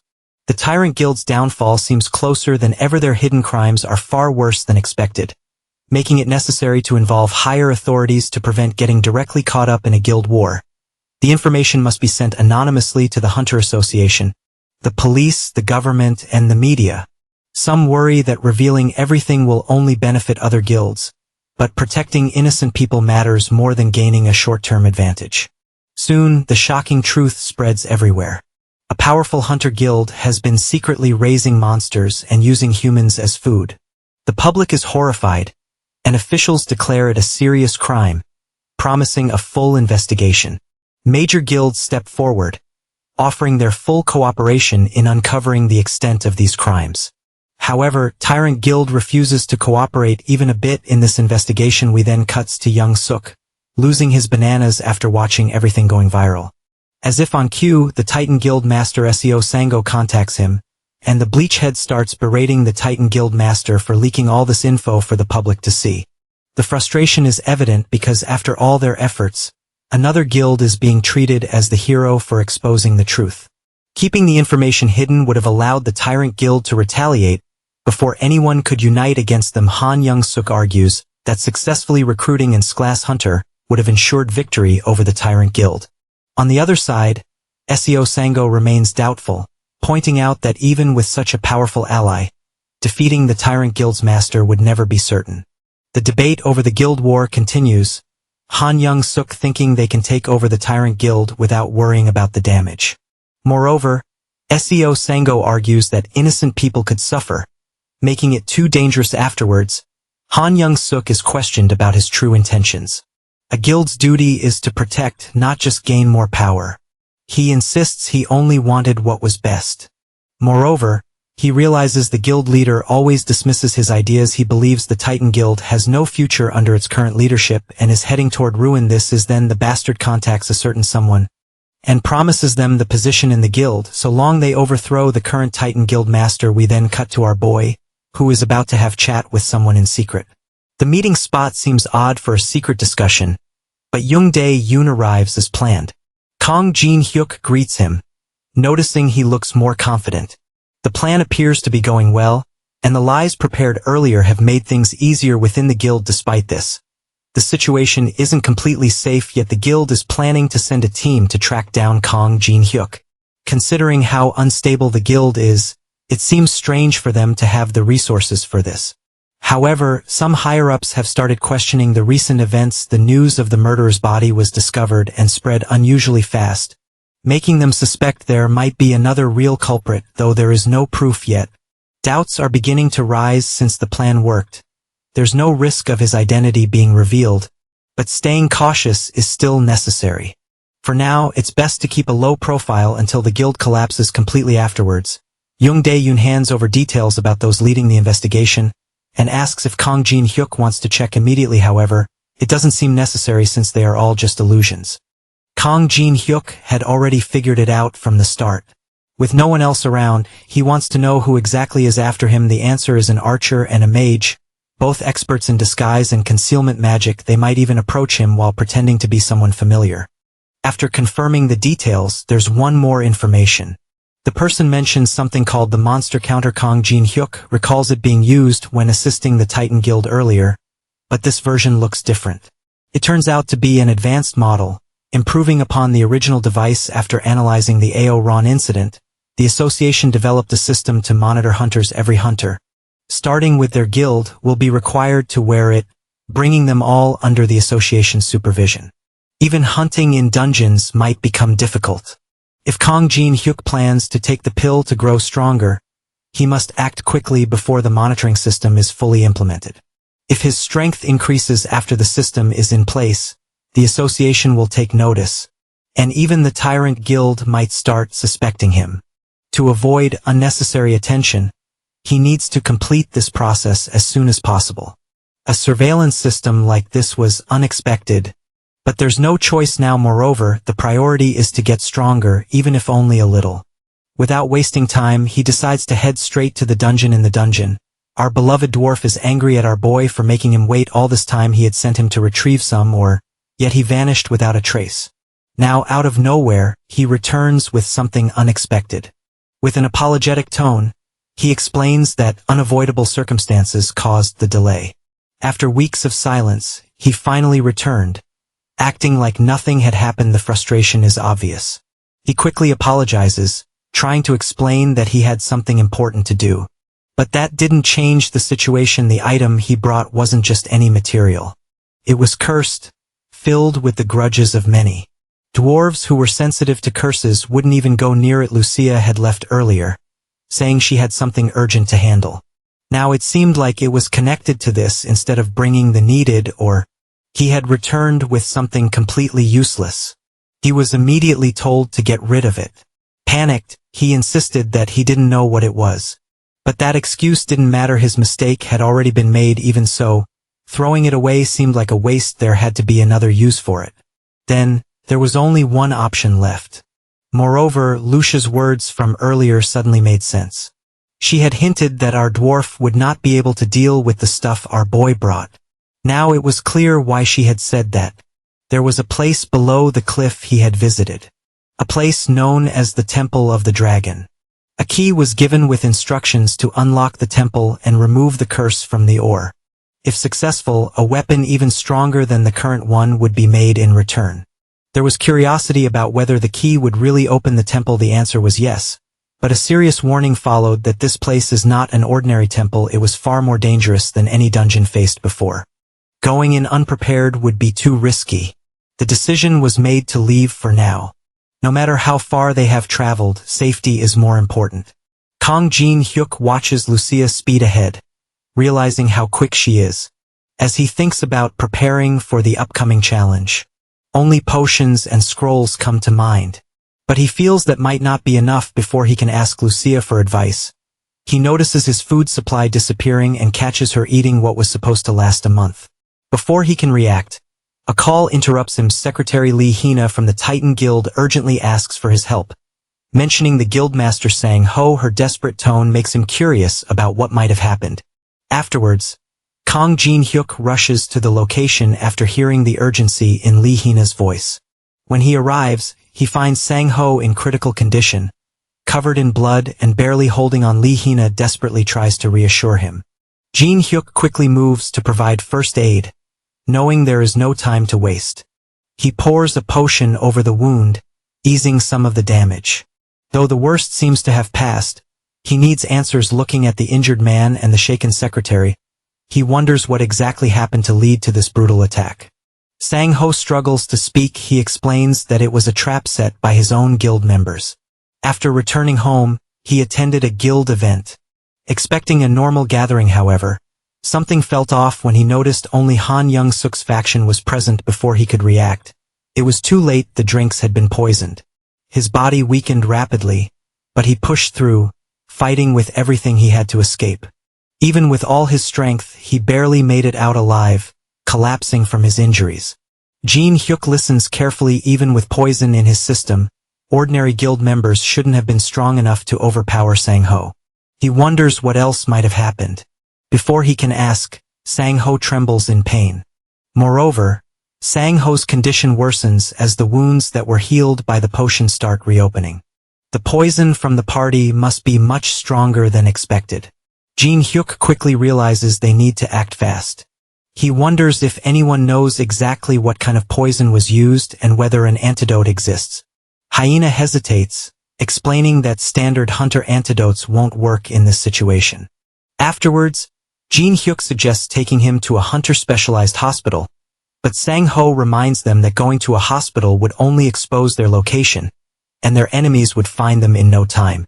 Jin-hyuk considers their options, and suddenly asks Hyena if she has a car. She is confused about where they are going. He tells her to prepare to leave immediately. They are going to his home. Moreover, she is surprised and wonders if he has an antidote there. Jin Hyuk reassures her that he doesn't, but he might have another way to treat the poison. Hyena quickly agrees and rushes to get ready, determined to drive as fast as possible while Jin Hyuk stays behind to keep an eye on Sang-ho. As they near their destination, Jin Hyuk urges Sang-ho to stay awake and hold on a little longer. Hyena suddenly notices something concerning. She wonders if Jin Hyuk has seen the car following them. Afterwards, Jin Hyuk quickly glances back and realizes it's the same vehicle they spotted earlier in front of the house. Hyena confirms his suspicion that they are being followed. Jin Hyuk realizes he can't go straight home while being followed. With no other option, he decides to change plans. He instructs Hyena to follow his directions carefully and take a different route. As they reach a specific point, Jin Hyuk prepares to confront Kang Jun-tae. He tells Hyena to drive straight to his house while he stays behind to handle the situation. His colleague has already been informed and will let her in upon arrival. Kang Jun-tae, expecting to find Seo Sang-ho, is surprised to see a stranger standing in his way instead. Moreover, he wonders if Jin Hyuk truly intends to stop him alone. Meanwhile, Jin Hyuk studies him closely, wondering if this man is the only tracker or if someone else is. Afterwards, Jin Hyuk wonders why Hyena isn't heading to the house as planned before he can question her further. She suddenly shouts for him to escape at all costs, and then she reveals the terrifying truth. The man chasing them is an Glass Hunter. Shock hits Jin Hyuk as he hears the name Kang Jun-tae. His presence detection skill activates, confirming the immense power. The force of Kang Jun-tae's aura spreads across the area, making it clear that this is no ordinary opponent. Jin Hyuk struggles to hold his ground. Hyena asks if he is okay, but he barely manages to respond, realizing he can't last much longer. He urges her to escape immediately, promising to find a way to catch up later. Hyena is unwilling to leave him behind, but he insists. Understanding the danger, she finally agrees and rushes away. However, Kang Jun-tae refuses to let his prey escape so easily. He moves to intercept. Determined to stop them, Jin Hyuk throws himself in the way once again, frustrating the Glass Hunter.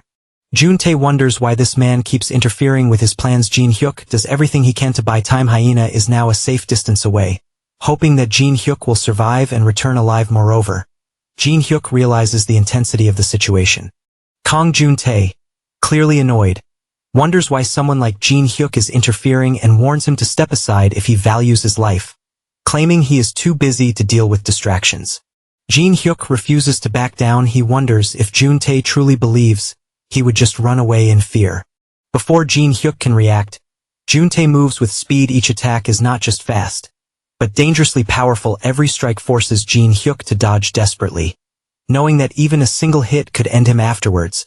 Jun-tae taunts him to keep going, eager to see how long he can last.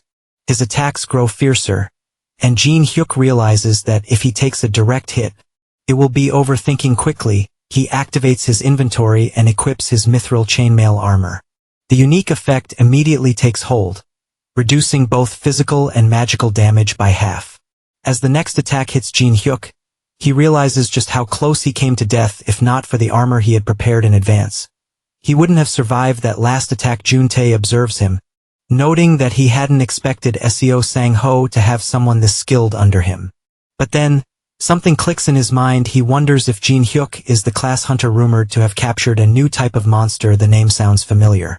Han Young-suk had mentioned someone like him before, someone who was quite close to Seo Sang-ho. Afterwards, Jin Hyuk quickly realizes that his identity has been exposed. Even if he manages to escape now, it's only a matter of time before they track him down. His house won't remain safe for long. Before he can think further, he realizes that he can even escape from someone as powerful as Jun-tae.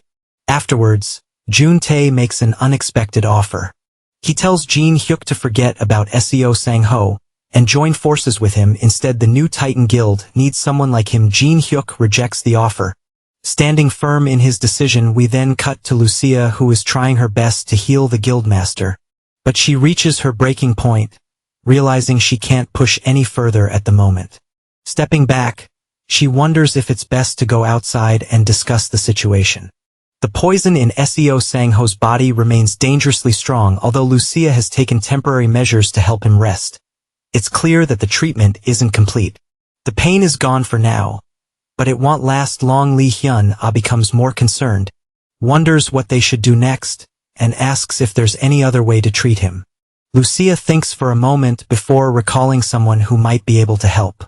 A certain short man comes to mind. If anyone can do it, it's probably him. However, there's another problem to enter the dungeon where the solution might be found. They need Jin Hyuk.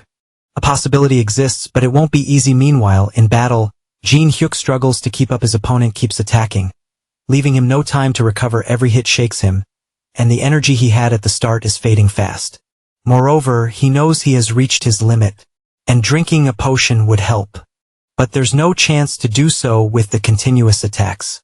There's only one option left. He must go all in with one final strike. Determined, he refuses to give up. If this is the end, he will make it count.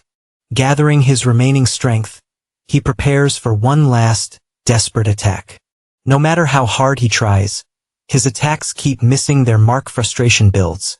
But Kang Jun-tae remains unimpressed, calling the fight boring. Without warning, a deadly attack comes his way. He knows he must dodge, but his body refuses to move and he ends up taking hit.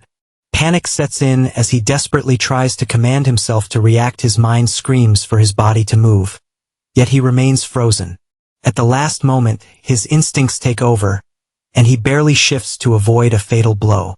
Kang Jun-tae acknowledges his quick move, impressed that he managed to survive. Once again, an offer is made to join forces and live. Jin Hyuk refuses, and Kang Jun-tae realizes that there is no other way. The final attack is about to land, and Jin Hyuk wonders if this is truly the end. Just then, an arrow flies through the air, interrupting the fight. Lucia has arrived. Let's take a step back to understand how this 10 out of 10 baddie came here. Lucia moves quickly, following the directions she memorized. Even though it's her first time going through this path, she pushes forward without hesitation. Every step brings her closer, and she hopes she isn't too late. Moreover, she prays silently for Jin Hyuk to hold on. He just needs to survive a little longer. Meanwhile, the battle continues. Kang Jun-tae prepares to end the fight, but before the final strike hits, an arrow cuts through the air. The unexpected attack forces him to step back. He looks at the arrow in disbelief that it carries so much power. Jin Hyuk is struggling to stay and recognizes the arrow immediately. Lucia has arrived just in time to save Jin Hyuk, surprising their enemy with her strength. He initially underestimates her, thinking she isn't a real threat, but quickly realizes his mistake when she easily blocks his attack. Shocked by her power, Kang Jun-tae struggles to understand how she can match him. Meanwhile, Lucia remains focused, knowing this isn't the time for lessons. She needs to end the fight quickly. Lucia breaks the enemy's spear with her hands. Leaving him in shock, he struggles to understand how he is being pushed back so easily. The thought crosses his mind that she might be an S-class hunter from another country, as he would have known if such a powerful hunter was in the area. Jin Hyuk, still recovering, is equally stunned by her strength. Afterwards, Lucia sees that he can move and gives him a choice, asking Jin Hyuk whether she should finish their opponent or leave it at this. Jin Hyuk advises her that there is no need to get further involved. Also, he suggests Lucia end the fight, but Kang Jun-tae refuses to acknowledge defeat. He realizes, however, that continuing would only bring unnecessary risk, so he agrees to stop for now, though he masks it with arrogance. Afterwards, Lucia teases him, but he remains firm and says that he will remember this day. Before leaving, he issues a final warning, declaring that the next time they meet, both she and Jin Hyuk will face their end. And with that, he disappears. With the fight over, Lucia finally helps Kang Jin Hyuk recover, and reassures him that his condition isn't as bad as expected, and to his surprise, his wounds heal completely. Grateful, he thanks her, impressed by her combat skills and healing abilities. Lucia takes pride in her strength, teasing him about finally recognizing her greatness. Afterwards, Jin Hyuk jokes about her being an overpowered character, explaining that it's a compliment. Then, he asks Lucia about guild leader Seo Sang-ho, to which she responds that he is resting at home. But without proper treatment, His condition remains critical. They consider the possibility that the dwarf they encountered earlier might have the antidote, making it clear they can't afford to waste time. Afterwards, they prepare to head back immediately. Moreover, Lucia warns Jin Hyuk not to overexert himself, reminding him that his wounds could reopen if he isn't careful with his identity exposed. Jin Hyuk knows that danger comes at any moment. He insists that they need to act quickly, but their priority remains saving Seo Sang-ho. Arriving at their destination, Uncle is frustrated, pointing out that Jin Hyuk failed to bring the ore needed for purification instead. He has brought a poisoned person, making it difficult to proceed. Jin Hyuk apologizes, explaining that things didn't go as planned, but promises to make it up later. His main concern is saving Seo Sang-ho. However, the situation worsens when they learn that the poison affecting Seo Sang-ho is basilisk venom. An antidote is needed, but the necessary materials aren't available in this location. Jin Hyuk wonders if his uncle might have the antidote. Afterwards, he responds that he isn't a magical treasure chest that holds everything. Meanwhile, Seo Sang-ho turns to Jin Hyuk with curiosity. Wondering about this place, Jin Hyuk acknowledges the question, but avoids a full explanation, simply suggesting to think of it as one of his abilities for now. Jin Hyuk considers the risks of revealing this secret place, but decides to trust the guild leader, just as the guild leader had trusted him first. The uncle hands over a medicine, explaining that it will only buy them time. At best, it will last for half a day, and if they fail to find the antidote within that period, Seo Sang-ho won't survive. Jin Hyuk asks if there are any other treatments, but the response isn't hopeful. A hunter-specialized hospital might have the antidote, but as Seo Sang-ho had warned, their enemies would track them down the moment they went there. But this is then my guy remembers something. Later, they return back to Earth and he is having conversation with our girl. They discuss the possibility of secret places where an antidote might exist, though none are known for certain. Despite buying some time, they still don't have a real solution afterwards. Jin Hyuk mentions one last possible method. If this doesn't work, they will have no more options left. He then makes a call. The person on the other end is surprised to receive a call so late at night and asks why he is calling. Jin Hyuk gets straight to the point, asking if they have an antidote for basilisk venom. The person responds that he doesn't have the antidote but knows a backdoor doctor who might. When asked why he needs it, Jin Hyuk simply states that it's urgent. The person agrees to introduce him to the doctor and asks if he wants them to come discreetly. Since Jin Hyuk is considered a VIP, they promise to handle it carefully soon. The doctor arrives as planned. Jin Hyuk assures everyone that the antidote is on its way, bringing relief and even tears of gratitude from her eyes.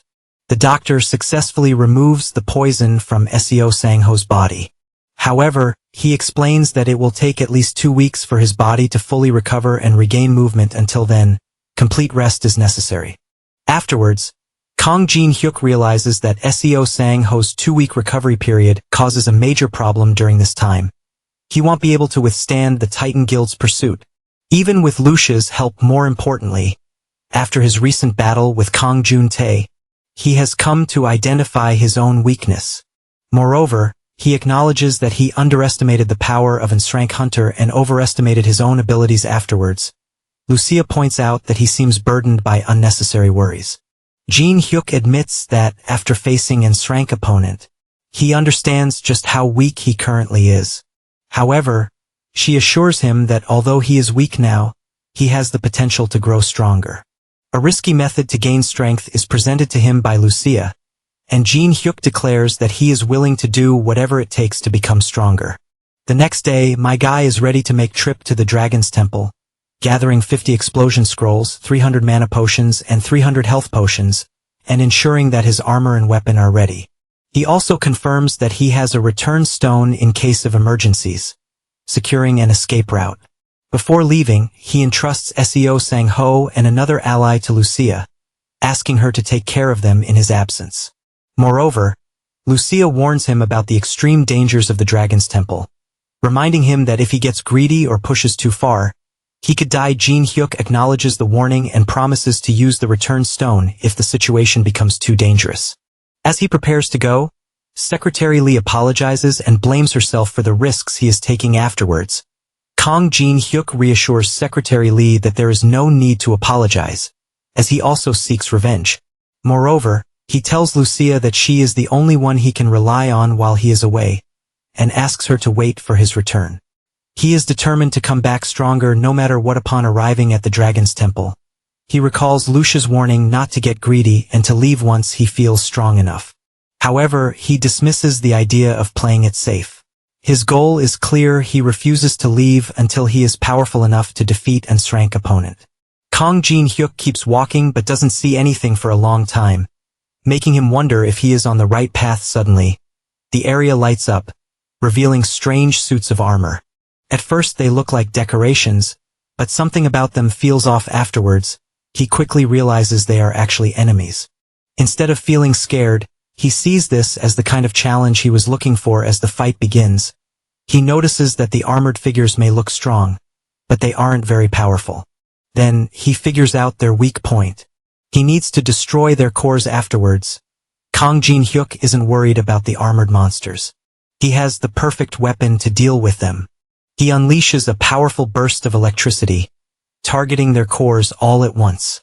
He wonders how the metal creatures are handling the shock and how the electricity tastes. At the Titan Guild's office, Han Yong-suk's expressions are filled with frustration and his blood boils because of Kang Jun-tae for messing up, catching one drug-addicted fool, and making things so complicated when they weren't meant to be. Turning to his assistant, he demands an update about what happened to the executives who supported SEO Sang-ho, so the assistant informs him that they have been confined to their homes and are being thoroughly monitored. The Titan Guild members have cut off all communication lines, like the internet and phones. Hearing that, Han Yong-suk gives a cold calculation in order to keep watching them to make sure SEO Sang-ho doesn't escape in that direction. But before the conversation could continue, suddenly a loud burst can be heard. The door flies open. It is Kang Jun-tae, who angrily barges into the office. He demands an explanation on why he hasn't been warned about the unexpected obstacles. Han Yong-suk doesn't understand this sudden rude outburst, as he did give Jun-tae information about that low-level hunter. Jun-tae angrily moves forward, revealing he is not talking about the guy, but the archer woman. Han Yong-suk's assistant immediately moves to intervene, suggesting Jun-tae to step back from the executive, but without giving a damn. With a sharp, brutal punch, he sends the assistant to the corner of the floor, not even sparing him a glance. At that moment, the bleach head realizes that this dude is likely talking about the woman who has been traveling with our boy. He then asks Jun-tae if he lost to her. The question hits like an insult, and Jun-tae immediately shrugs it off by calling it nonsense, and insists that if his spear hadn't broken, he would have won. Judging by his words, Yong-suk understands she is a tough opponent, even for Jun-tae, and this is not even him complaining. She overpowered him and he felt humiliated, though he didn't expect her to be this strong. Not sure how to respond, he assures Jun-tae about preparing for her too, along with Kang Jin-hyuk. However, he reminds Jun-tae to Sang-ho as quickly as possible. Only then can they fully take control of the Titan Guild. They know he has already been poisoned, so he might be on the verge of death, or even if he survives, he won't be able to fight as he used to, so all they have to do is find him and it is over. The only variables for them are Kang Jin-hyuk and Lucia, but this time the guild will make sure to kill them. Han Yong-suk trusts Jun-tae to handle this. Once those two are dead, there will be no more obstacles, everything will be taken care of, and then the position of Titan Guild leader will be Jun-tae's. At the same time, in the Dragon Temple, Kang Jin-hyuk took down all those armored things and now is in the second room. Then, in a dull light, he spots a throne, and upon it, a figure is seated. Something is definitely off. Their karma level is at 0. The old man sitting on the throne is excited to see a new challenger after so long. Kang Jin-hyuk respectfully asks about him, and confronts the man that he knows this man is not someone ordinary. This makes the old man intrigued to know if this assumption is because he has 0 karma, which makes Jin-hyuk wonder how he knows it. But instead of simply answering the question, the old man questions Jin-hyuk's intentions of coming there and guesses if that cursed and resentful thing he carries isn't why he came all this way. Well, our boy is stunned that this bastard is talking as if he knows everything already. But when the old man steps forward to stand face to face, Jin-hyuk extends his hand, shows him a stone, and informs him that he came there to purify it. The old man recognizes that it is grown by devouring people, carries a considerable amount of grudges, though he doesn't find it a difficult task. With a wave of his hand, the old man casts a spell, causing energy streams to come out of it, and in a minute he purifies it. Even the color of the stone changes, and that ominous aura seems to be gone too. Jin Hyuk's face makes it evident how impressed and surprised he is. Therefore, he thanks him. The old man advises him to save this gratitude for when his true purpose here is complete. Jin Hyuk doesn't seem to understand, and when he looks into the old man's eyes, it seems like he has been transported to somewhere else. While the old man informs him that the trial has already begun, he warns him to not let his guard down and give it his all, otherwise he will lose his life. Jin Hyuk is then transported to a dark place. Realizing this is the true trial of the Dragon's Temple, he senses someone approaching him. As footsteps can be heard, the same armored figure from before appeared. But something is different. His surroundings glow, and he wonders if he has been transported to a new space. Out of curiosity, he questions the armored man. Is this his opponent? Would there be more to come? Was this merely a warm-up and the real one will show up later? The armored guy doesn't show a single interest in Jin Hyuk's speculations, and to Jin Hyuk's surprise, he suggests Jin Hyuk to prepare himself, informing him the trial has begun. Jin Hyuk realizes this armored man is different from others as he can talk, but the armored man moves swiftly towards him, reminding him this is his only warning. The scene shifts to our boy's neighborhood. A number of guys are moving from roof to roof with a blinding speed in futuristic black masks and hoods.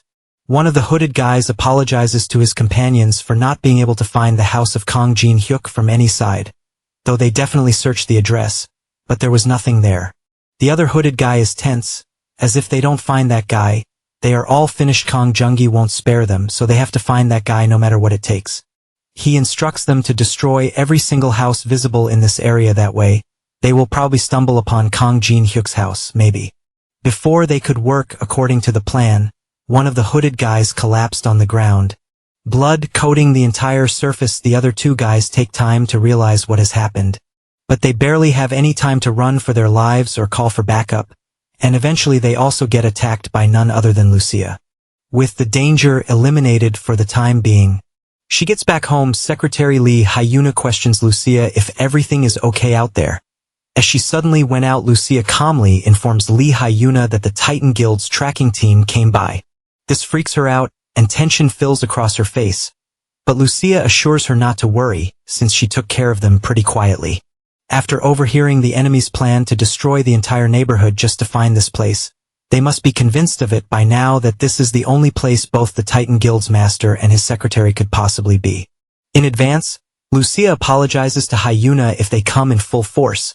She won't be able to stop them alone and urges Hyuna to hope Jin Hyuk gets stronger and comes back soon. At this moment, he is the only one who can change their situation. On the other hand, Jin Hyuk is struggling as the armored man launches forward. The boys stand there frozen in shock, though the armored man slices his. Panic is evident on Jin Hyuk's face as he grabs his neck, thinking it has been sliced, but he is transported to the same temple from before, without being harmed a little. He examines his neck in shock, but a laughter pulls his attention. It is the same old man who explains the place where he died is a sort of virtual space, so even if he dies there, he won't die for real. That is why he doesn't have to worry. Jin Hyuk tries to focus. He recognizes that voice, and as he turns he sees the door being closed but confirms his suspicion that it is the same old man as before. The old man reveals that Jin Hyun is still very weak. The Dragon Temple is a place to make him strong, but it is also a place of trial. He had warned Jin Hyuk before to never let his guard down. Strength wasn't just about power, it was about resilience, so he should grow stronger and try again. Although Jin Hyuk is not in the mood to be lectured, as this time isn't for such casual advice. If their hideout gets discovered now, Seo Sango and Lee Hyena will be killed, and if Juntae shows up, he won't be able to defeat him. So he needs to get stronger now, but there is a barrier between the old man and him because of the closed door. He begs him to open the door and accepts his mistake, but assures him to not let his guard down again. He explains if he doesn't get stronger immediately, it is all meaningless. The old man knows him rushing back in, had only experienced death again. However, Jin Hyuk is firm he will only know if he tries, so he keeps insisting on him. The old man finds him pretty desperate even after experiencing the sensation of death. He is not giving up, but Jin-hyuk tells him if he was afraid of dying, he wouldn't have started this in the first place. The old man finds his spirit amusing, so he grants him an exception to re-challenge the trial. Pressing forward, he is transported to virtual space again. The armored guy praises him for coming back even after experiencing death. Jin-hyuk reveals that he was careless before, but this time it won't end as hollowly as it did earlier. The armored guy laughs and then jumps high to attack him with his giant weapon. Though this time, Jin-hyuk blocks it with his enchanted bat, but this guy has phenomenal skill. Just holding on is overwhelming. The armored guy realizes that his opponent has come to his senses this time. While Jin-hyuk struggles to hold on, he needs to focus the aura in his legs. Somehow he needs to knock it away and create distance. Summoning his aura, he focused it into his legs. If he could create an opening, even for a second, he might stand a chance.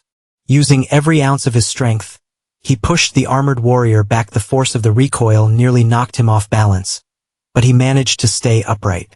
A direct confrontation wouldn't work. He had to strike and retreat.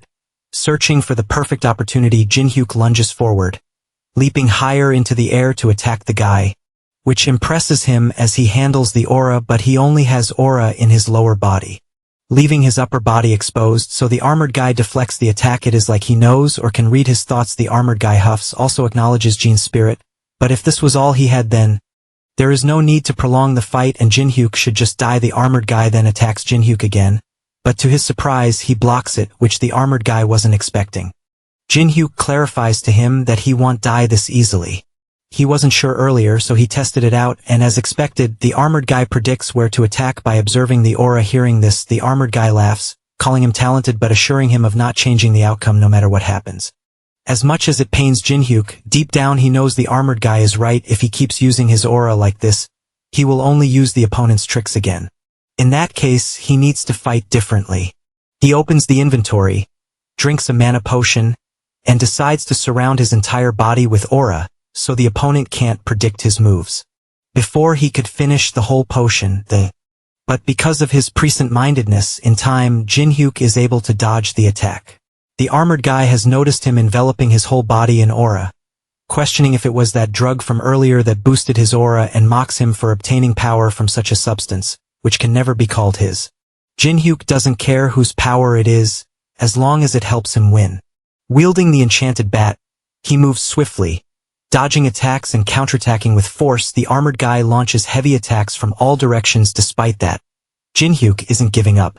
The armored guy is now finding him somewhat formidable, though Jin-hyuk guarantees that he is more than that. Both of them struggle for dominance. Sparks and shockwaves burst when their weapons collide, and the fight is pushing both sides to their limits. The armored guy praises Jin-hyuk for holding out well, but that is exactly when Jin jumps unexpectedly, warning the armored guy that it might sting a bit and attacking his opponent.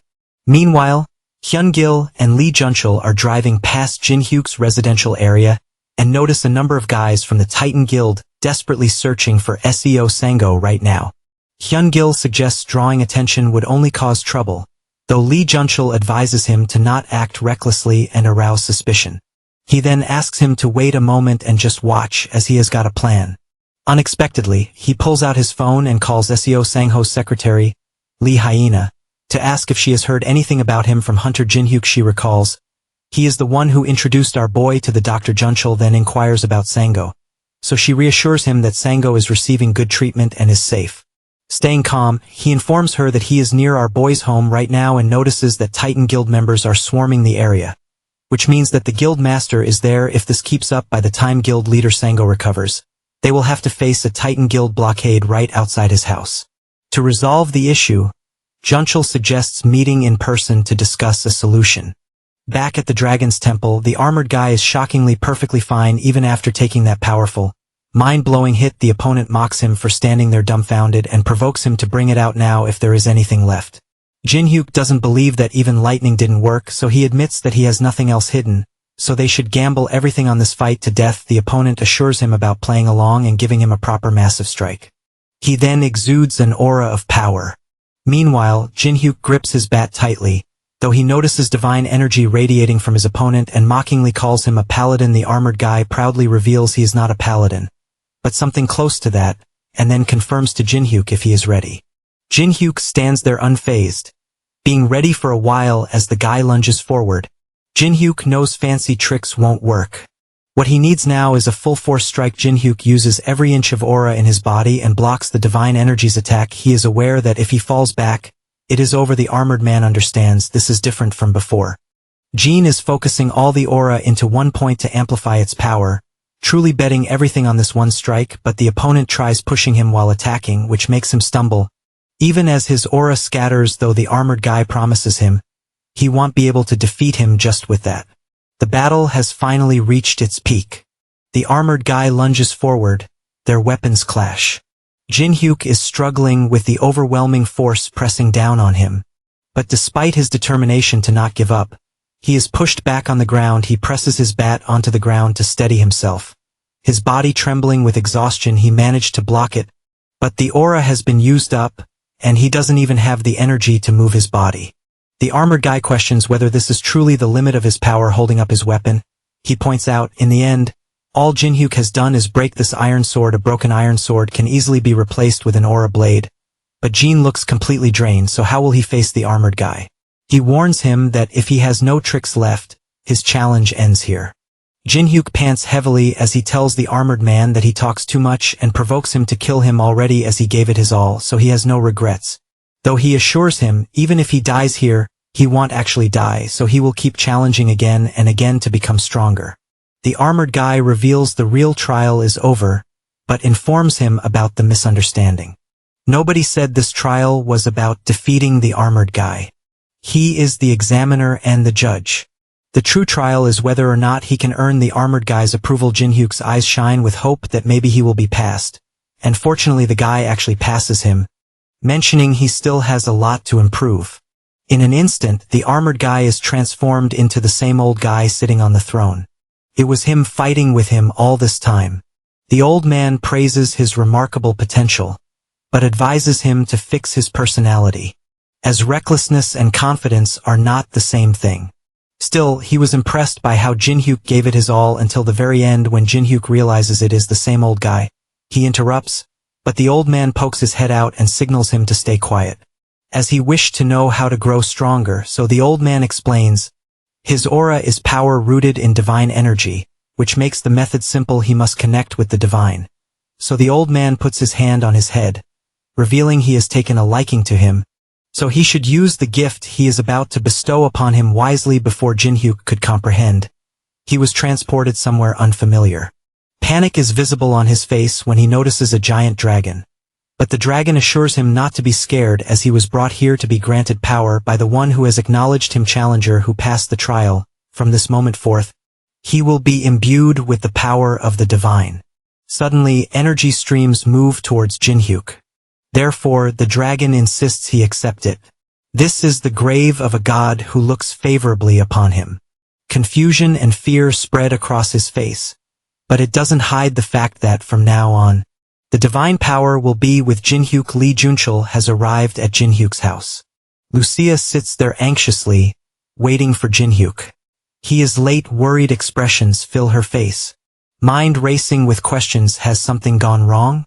Just as negative thoughts take over her mind, she suddenly senses a strange shift in the air. Turning quickly, she opens the gate. The gate to the dungeon is appearing. It means Jin-hyuk has succeeded. She examines the gate and is shocked to sense a powerful aura coming from beyond the gate. Finally, footsteps can be heard, and Jin-hyuk enters the game. Lucia stands there stunned. The realization hit her. Is this power coming from him? Couldn't be. How is this even possible? She is in utter disbelief but unaware of her shock. Jin-hyuk asks her the reason behind being so shocked. She hesitates, but her mind screams tons of questions. What happened there? Has he truly passed all the trials of the Dragon's Temple? Did he really face them all and survive? When Jin-hyuk doesn't answer, she angrily takes out her weapon to attack him, calling him a reckless idiot. Did he not understand what he had done? What if something had gone wrong? She warned him not to be greedy and to back out in time. But before her attack could land, Jin-hyuk blocked it with divine energy, claiming he had no choice if he wanted to get stronger. If he hadn't done it, he wouldn't have gained this power. Lucia clenches her fists, realizing he never listens well. He has certainly gotten stronger.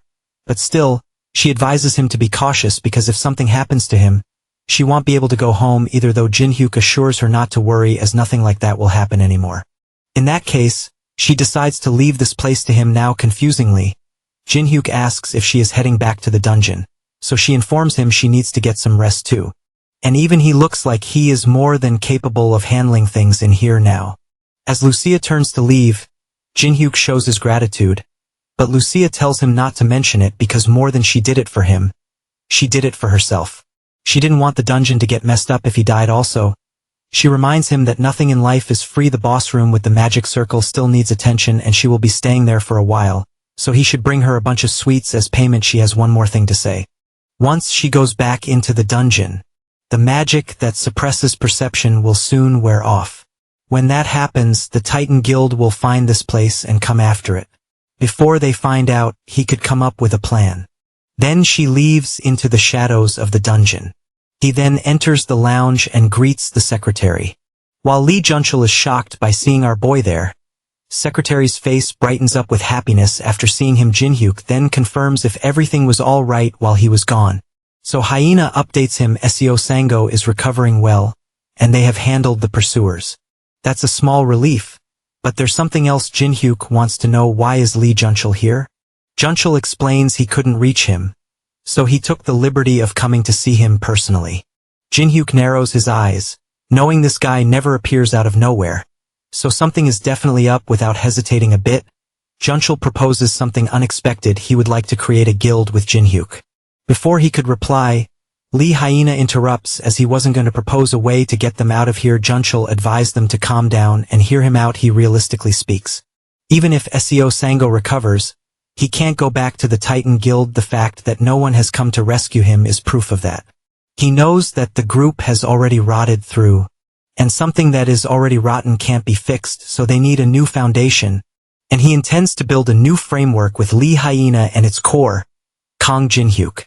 He slides up his phone, requesting them to look at the material he has prepared first, the resources he can handle personally for building a guild, the physical resources available, the talented individuals he has scouted, and the facilities they can use.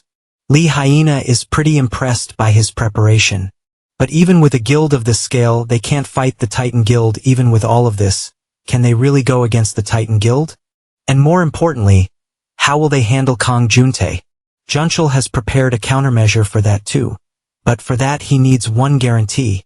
If Jin-hyuk can defeat Kong Juntae. Jin-hyuk asks why him, but not Seo Sango, but Junchul is aware it will take time for him to recover enough to fight properly. And by the time that happens, they will have already missed their chance. He heard our boy fought Kong Juntae and survived.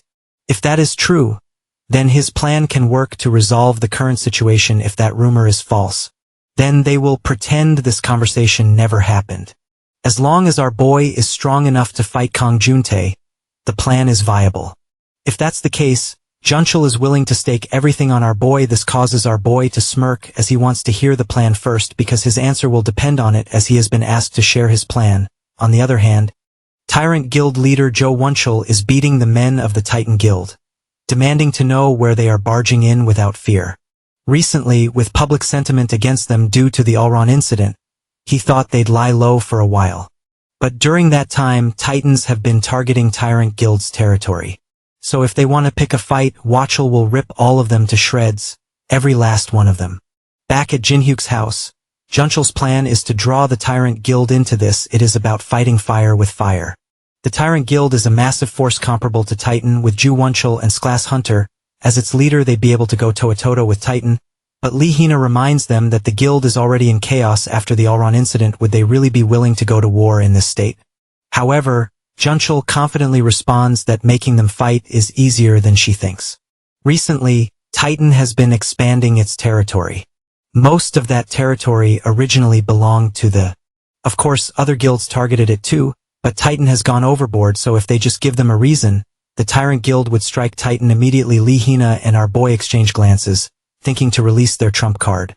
Meanwhile, Junchul is confused as he has no idea what is going on, so our boy brings up the Alron incident with the Tyrant Guild. They are the ones who leaked the dark secrets. The dots finally connect.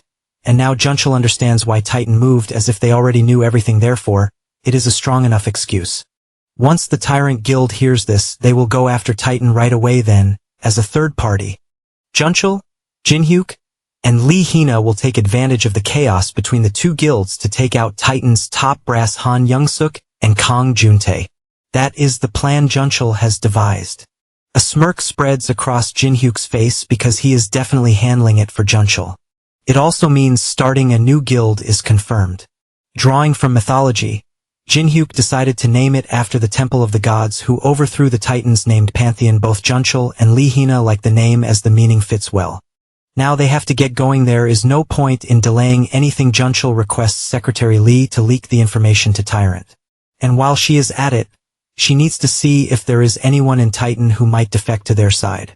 Junchul himself decides to prepare the supplies they need. But there is something specific. He needs Kang Jinhyuk to handle. Guild leader Seo Sango can't make any moves for the time being. Even though the pursuit will likely stop once the two guilds clash, is there any way to completely divert their attention for now? If that is the case, Jinhyuk might have an idea.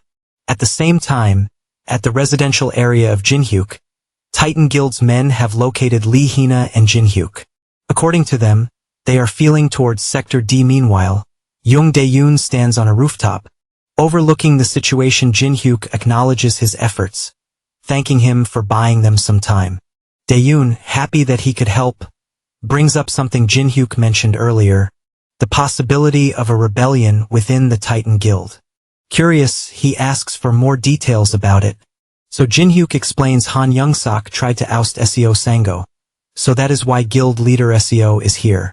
He asked for help, and Jinhyuk granted it, which is why Titan's goons are frantically hunting them down. He informs Dae-yoon that he even almost got killed by Kang Juntae, which freaks Dae-yoon out, but Jinhyuk assures him he can handle him now. But the actual reason Jinhyuk called Dae-yoon here is to ask if he's willing to join the new guild they are forming.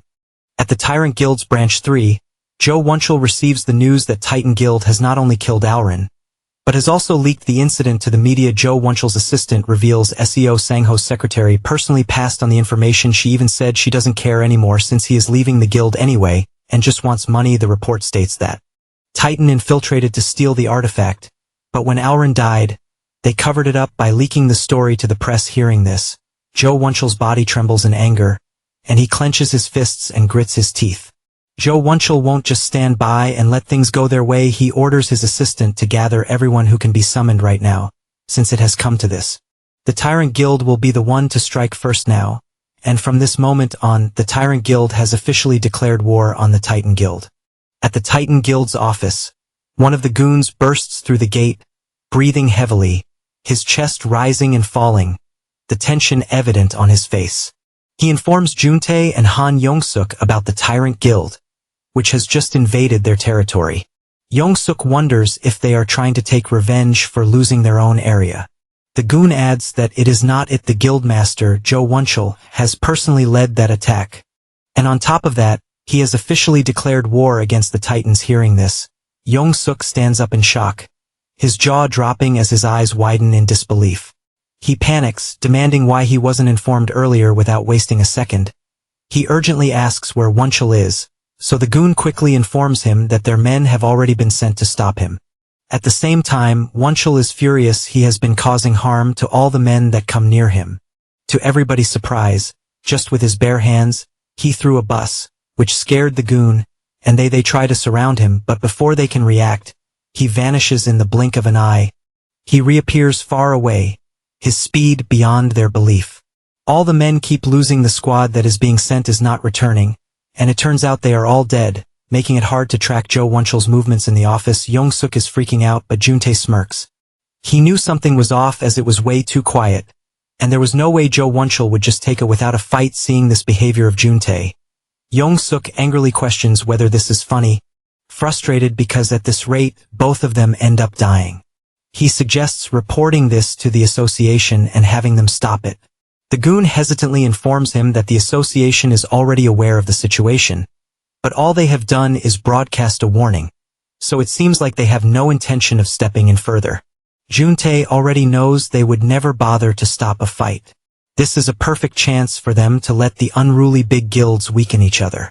Listening to all of this, Yong-suk orders him to change the approach and request intervention from the association, saying that civilians could get hurt.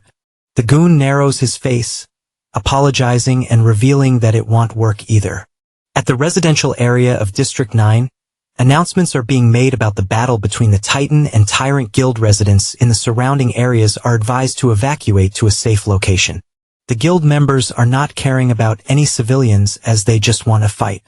Knowing the situation is extremely serious, Jin-hyuk arrives at the site. Witnessing a small child crying as her mother is stuck in a car injured. She is about to be attacked, but Jin-hyuk saves her. Jin-hyuk suggests Lee-hee not evacuate these people to a safe place and inform all guild members that protecting civilians is the top priority. The news has been broadcast about the guild pantheon's first mission, which is to protect civilians at all costs. When the news about the new guild is heard, Yong-suk wonders whose guild this is, as he never heard of that before. Juntae assumes some unknown guild is trying to use this chance to make a name for themselves, as there are plenty of mid-tier guilds that would jump at the chance. But more importantly, they need to deal with the tyrants, but suddenly Yong-suk asks him to wait, claiming the ones protecting the civilians, they seem connected to Seosango or Jin-hyuk. Juntae doesn't take it seriously, though something about the name Pantheon bothers Yong-suk, because he is aware that in Greek mythology, the Pantheon was the temple of the deities who overthrew the Titans, so it seems like they chose the name to target them. Now this makes sense to Juntae, since appearing at this moment is also suspicious. The tyrants' declaration of war and their sudden attack, the timing and everything, are too perfect. Therefore they have realized that Seosango or Jin-hyuk must have been backing Tyrant from the shadows. Instantly, he gets a call. One of his men informs him of the path movement of Jawanchul. Judging by his current trajectory, he seems to be heading straight for their guild headquarters. Yong-suk's expression darkens. He informs Juntae about this news. Since it has come to this, they decide to settle things once and for all, and he confirms with Juntae whether he can take down Wonchul. Junta's eyes are filled with rage and something that cannot be explained, but he guarantees Yong-suk that Wonchul is walking right into his own grave, and this place will be his tomb as the battle of Tyrant and Titan Guild continues. The members of the Tyrant Guild realize that the members of the Titan Guild are pretty weak, but there are just too many of them. The Titan Guild members play their dirty game by casting fire spells, which creates panic among the civilians, though Junchul assures that his hunters will protect them, and they should take this chance and evacuate over here. Once they arrive, they should be safe. If they ever find themselves caught in a guild war today, his guild will always be there to help, so he requests them to remember the guild that stands for the people. Pantheon. All the civilians look at him confusingly, because even in the extremely serious state, this guy is promoting the guild. At the same time, Hyunjul informs Junchul an association officer has arrived. The association officer confirms from Junchul if he is the same guy who helped evacuate the civilians and expresses his gratitude. They avoided a major disaster, though he assures them to take it from here. However, the officer is shocked to witness a guild that actually cares about the civilians and asks the name of the guild. Junchul feels honored that the association thinks that way and reveals that they are a newly formed guild called Pantheon. Junchul knows. Firstly, the association showed up late and now tries to smooth things over with empty words. Still, they somewhat achieved their goal to give the guild a good public image among civilians, and now, even the association sees them in a positive light. Junchul and Hyunjul have done their part.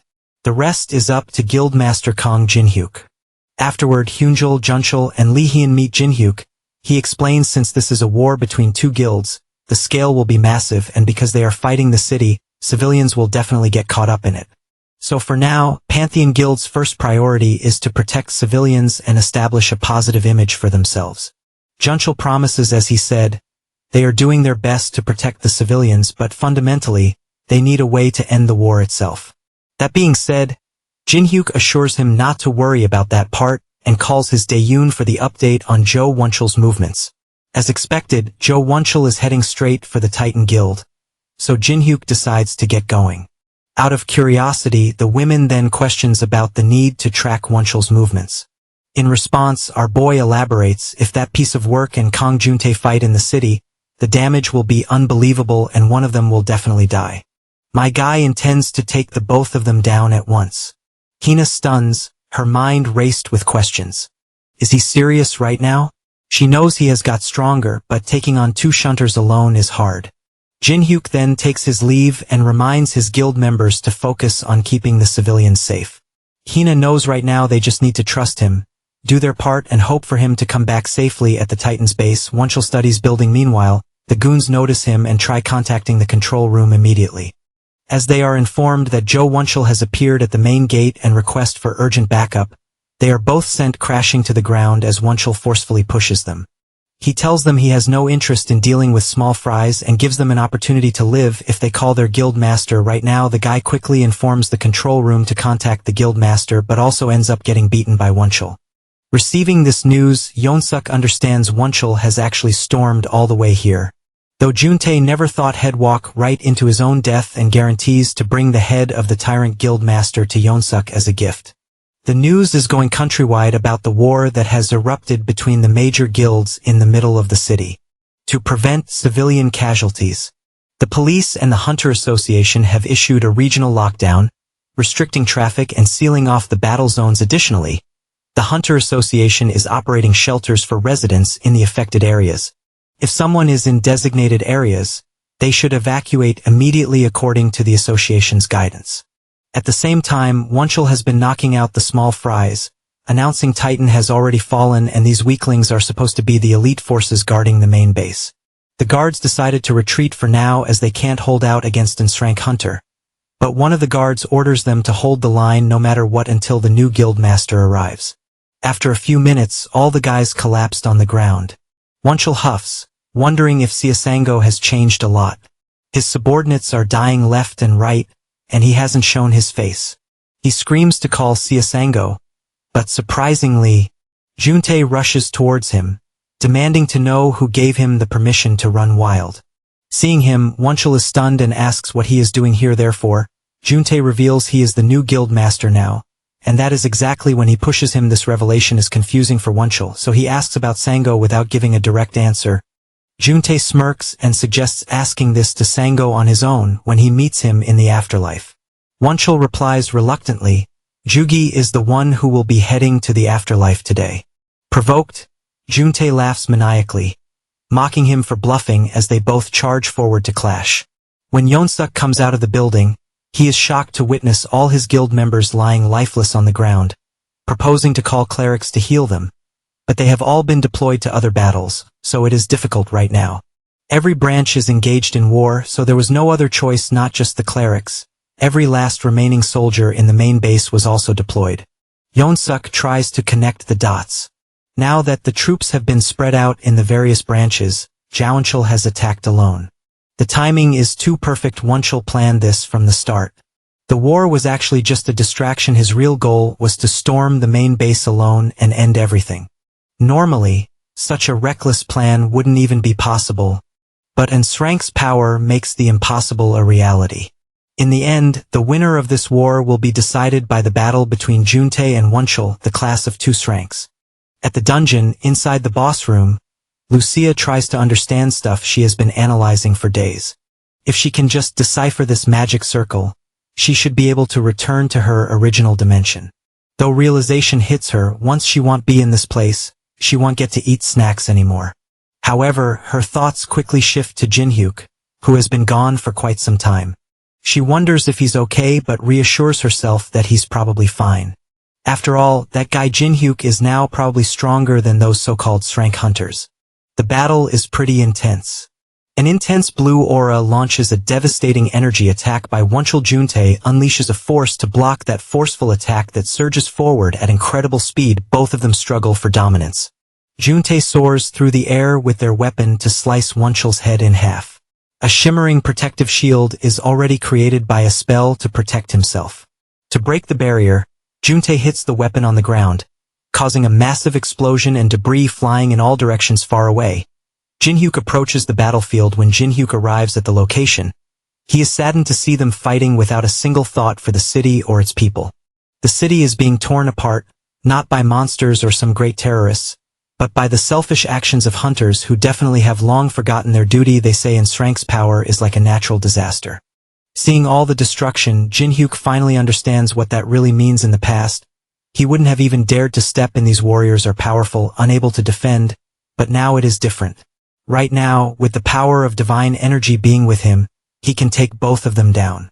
Meanwhile, Juntae and Wonchul's fight continues. As they both clash their weapons, they hear a voice ordering them to stay right there. Nice and close before they could react, Jin-hyuk attacks them both, which makes them stumble backward. Wonchul stands at the corner, his gaze darting towards the newcomer, wondering who this guy is, while Jin-hyuk mockingly greets Juntae. Juntae recalls he is the same guy who got beaten up and ran away. Still, Wonchul is studying Jin-hyuk and this energy that is coming out from him. The energy radiating from him is unlike anything he had encountered before. It is hard for him to figure out if he is in a rank or S rank. He questions himself if there are hunters like these in Korea, whereas, when Jin's gaze shifts towards Wonchul, he recognizes him. The same scumbag who sacrificed countless women to Ulron rather than attacking them. Jin-hyuk calmly addresses them, his voice steady despite the chaos around them, and asks them to confirm if they really are hunters. He gestures around at the devastation, pointing out how this city is in ruins. Innocent people are caught in this war, suffering, getting hurt. After seeing all that, he urges them to think, don't they feel even a little guilty? Rather than being ashamed, Juntae shamelessly smirks. Guilt? Why would he feel guilty? He confesses he wouldn't care about those pathetic insects when he doesn't watch out for bugs while walking. Who cares if a few worthless civilians die? Juntae mocks him for being another naive puppy. However, he thought, was the only self-righteous hypocrite. After listening to everything, Jin-hyuk acknowledges they are definitely worse than animals. Even animals must have a little sympathy, and thanks them for making this easier. Now he can kill them without hesitation. Jin-hyuk tightens his grip on his bat, energy streams radiating from it, and points out Juntae for making things pretty clear for him. Not taking him seriously, Juntae pretends to hear that wrong because he is firm about killing both Jin-hyuk and Wonchul. He tells Wonchul to wait for a bit as he needs to deal with this arrogant guy first. Wonchul thinks smartly, acting casual, admitting it will be entertaining for him, but deep down he knows if these two fight and wear each other out, it will end up being a win-win situation for him. Jin-hyuk turns to Wonchul, giving him an option to join because he doesn't mind taking both of them down at once. Seeing him acting so cocky, Juntae couldn't hold back and with breakneck speed rushed towards Jin-hyuk, his weapon pointed at Jin. Jin-hyuk doesn't even move from his position and just stretches out his bat, blocking his whole body easily. Beads of sweat roll down his head because he wasn't expecting him to block the attacks now when he couldn't even defend against one before. Jin-hyuk is eager to know the cause of his stunned expressions, as he hasn't even started yet. With a swift flick of his enchanted bat infused with divine energy, Juntae is pushed back. Wonchul's eyes widen since he never imagined Juntae getting pushed back like this with such intensity, taking Hunta's shock as an opportunity. Jin-hyuk quickly moves forward to hit him, but he deflects the attack quickly by tilting his head a bit. Hunta's anger doubles because Jin-hyuk dared to put a scratch on his face, so he gathers his strength to counterattack. He is not sure what Jin has done, but it is evident that he has definitely gotten stronger. He admits that it is a shame sparing him back then. Jin-hyuk laughs as seeing how strong he is. Regret washes over Hunta's face. Instead of admitting it, Juntae arrogantly huffs, claiming either way, Jin-hyuk is going to die by his hand. Jin assures him things won't go the way he wants. That day, when he barely escaped from here, he made a promise that he'd get stronger and kill him. The one who humiliated him, the one who feels he is superior. Juntae stands there knowing damn well this is troublesome. He never expected Jin-hyuk to get this strong. Questions arise in his mind. How did he get this strong? Did he use some tricks? Then something pops up in his mind that maybe he took the Ulron's elixir, so he confronted. Before Jin could answer, Wonchul demanded to know the reason behind Ulron's elixir being mentioned here. So Juntae shared with one that Jin-hyuk is the guy who killed the Ulron and took the elixir. Wonchul's jaw drops, and he questions Jin-hyuk if he really is the one who took the elixir and killed the Ulron. Jin-hyuk smirks and without a word, pulls out a bottle containing the elixir, holding it up, questioning if this is the same elixir they are talking about. The moment Wonchul notices the elixir, his face turns crimson red. It triggers something inside him, and he eventually runs to attack him. When Jin-hyuk dodges the attack, his anger doubles, so he tries attacking him again with a forceful punch, but ends up punching the ground because with a blink of an eye, Jin-hyuk disappears from the front. He again dodges the attack by leaping even from being trapped by his whole body. Jinhyuk is well aware that if that last attack had hit, it could have been very dangerous. So he takes a sigh of relief, although his attention shifts towards the sky when he spots a drone flying. An announcement is being made from the drone. It is a live stream to broadcast the battle between two Srank hunters using a drone. The battlefield has turned into a complete war zone, with every building destroyed. They reveal as the battle continues, a new hunter has entered the scene. They mean Jinhyuk, though they haven't identified the whereabouts and information of the newcomer. He is holding his ground against the two Sranks in another environment. Secretary Lee Hina takes a sigh of relief as everything is going according to the plan. It looks like the media has arrived safely at the scene. With this, the stage is set exactly how they wanted. Juntae can't believe his eyes as he watches our boy effortlessly dodging the attacks of the tyrant's guildmaster. Not just that, his counterattacks are even more powerful, and he is landing every single one of them. He starts to wonder what he did to get this strong. Meanwhile, Wonchul is getting his ass kicked by a teenager. After getting thrown to the ground, he gets up and asks him if he is really going easy on him. This makes him even furious as he thinks that the kid is looking down on him. He screams, asking Juntae to stay out of the fight since it's going to be him who takes our boy down. With all his strength, he charges forward and mentions that things are going to be different from now on. However, this seems to be all cope as he continues getting destroyed, still can't land a single hit. Jinhyuk pushes him back with his bare fists and says that things look the same to him. Without giving him any break, he steps forward and hits him with his bat, and the guy barely manages to block it at the same time. Juntae appears from behind, trying to catch our boy with a sneak attack. Unfortunately for him, Jinhyuk is several levels ahead of him, so he simply blocks using his bat without even looking at him. The impact is so strong that it literally shatters his spear into pieces. He starts to panic as he watches the MC coming at him and falls down with just the shockwave of his bat swings. Not seeing any other way out of this, Wonchul suggests teaming up, even though they were just fighting each other minutes earlier. The guy suggests making an alliance until they defeat Jinhyuk. Juntae still doesn't seem to trust him, so he threatens to kill him if he backstabs him during their alliance. Wonchul shouts at him to fall into position, as they both might have a chance against our boy if they combine their strengths. Meanwhile, the news reporter mentions that the identities of the two Srank hunters fighting in the war have been revealed. However, they still don't know anything about the hunter who just joined their fight. Moreover, they haven't heard anything from the guildmaster of the Titan Guild. Just as the reporter mentions this, we see Siasango slowly opening his eyes in his room immediately after waking up. The first thing he does is to get dressed. Bro cares more about his guild's aura than his own health. After getting ready, he looks for Hyena and wonders where she is. Meanwhile, she gets a call while she is on her way to the battle zone. She is shocked to hear that he is finally awake and puts him on speed on everything that's going on. Siasango asks her where she is, and she tells him that she is headed to the war zone, explaining that Jinhyuk formed a new guild and she is now a part of it. All of this is too much for the guildmaster to handle, so he decides to contact Jinhyuk directly and ask him about it.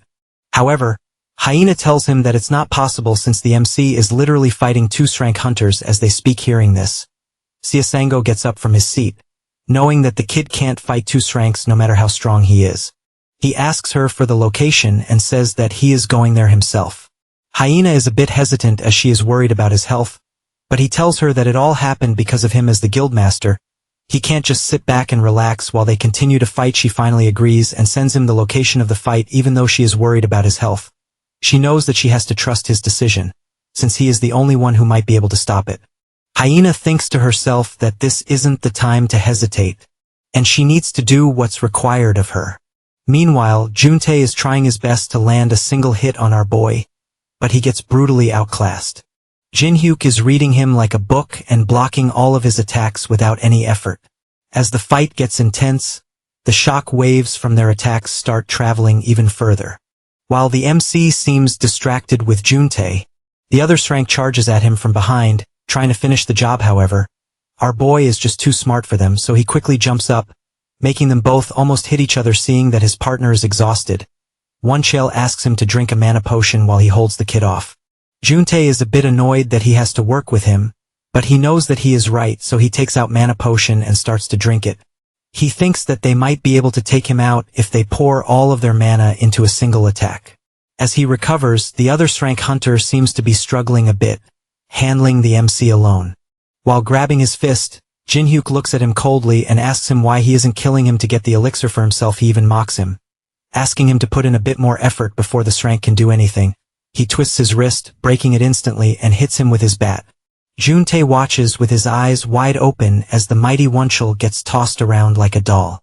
Seeing him on the ground, our boy slowly walks over to him and asks if he is still breathing. He tells him that he can't let him live due to the crimes he has committed. He lured innocent women and kidnapped them to be used as a sacrifice for Elroun. Those who refused to follow him were locked away, and the guild members who obeyed him were drowned in drugs. What's happening to him right now is the consequence of his past actions. While taking his last breaths on the ground, Wonchul can't believe that his life is ending in such a pathetic way. Our boy raises his bat above his chest and asks him if he has any last words. The Shrank looks up at him with despair in his eyes and asks him if he is going to kill him for such a trivial reason. He starts begging for his life, saying that he will make him the guild master if he spares him. However, Jin-hyuk makes sure that he understands there is no negotiation. All he wanted to do was to ask for his last wish. He had already made up his mind when he saw those people trapped that day, just waiting to die. Wonchul still doesn't understand why he wants to kill him just because he kidnapped some people.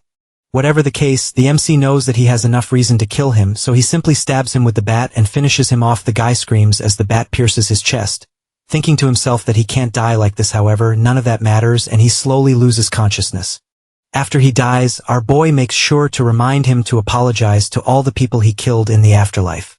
Meanwhile, Juntae watches in horror, wondering if he should take this opportunity to strike Jin-hyuk while he's distracted. Nevertheless, the fear in his eyes reveals he no longer believes he can win. The only thing he can think about is running, but it's too late for that.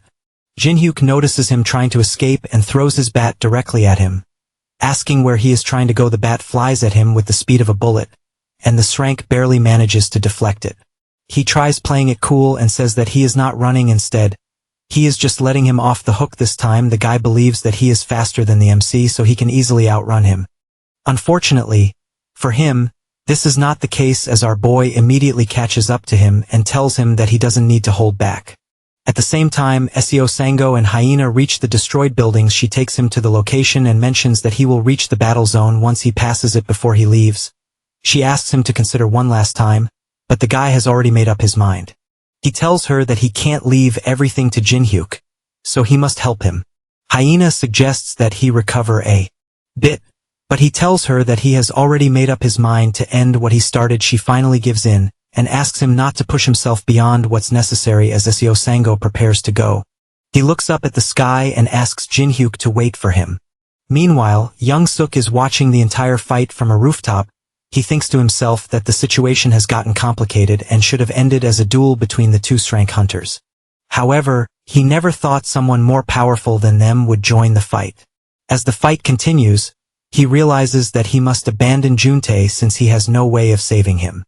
He wanted to create the greatest guild and considered Seo Sango to be a barrier to his goal. Therefore, he poisoned him, and now there is no one who can stop him from building the guild he wants. He looks at Jin-hyuk and says that he will let him off this time. For now, he needs to escape and focus on twisting the public opinion in his favor.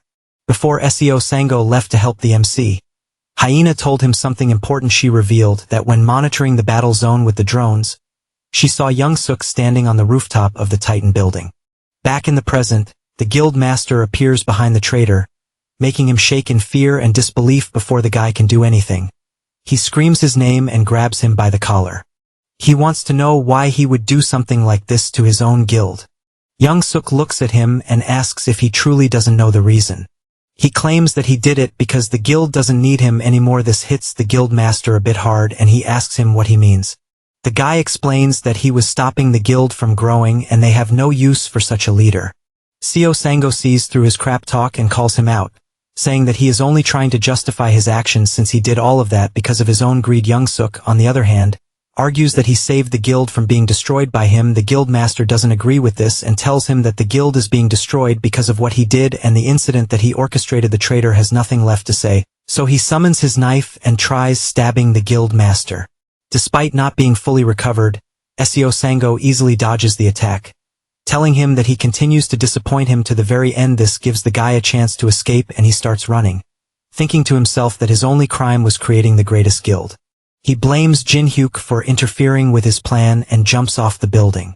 The guild master isn't going to let him get away with his crimes, so he chases after him and summons his own weapon.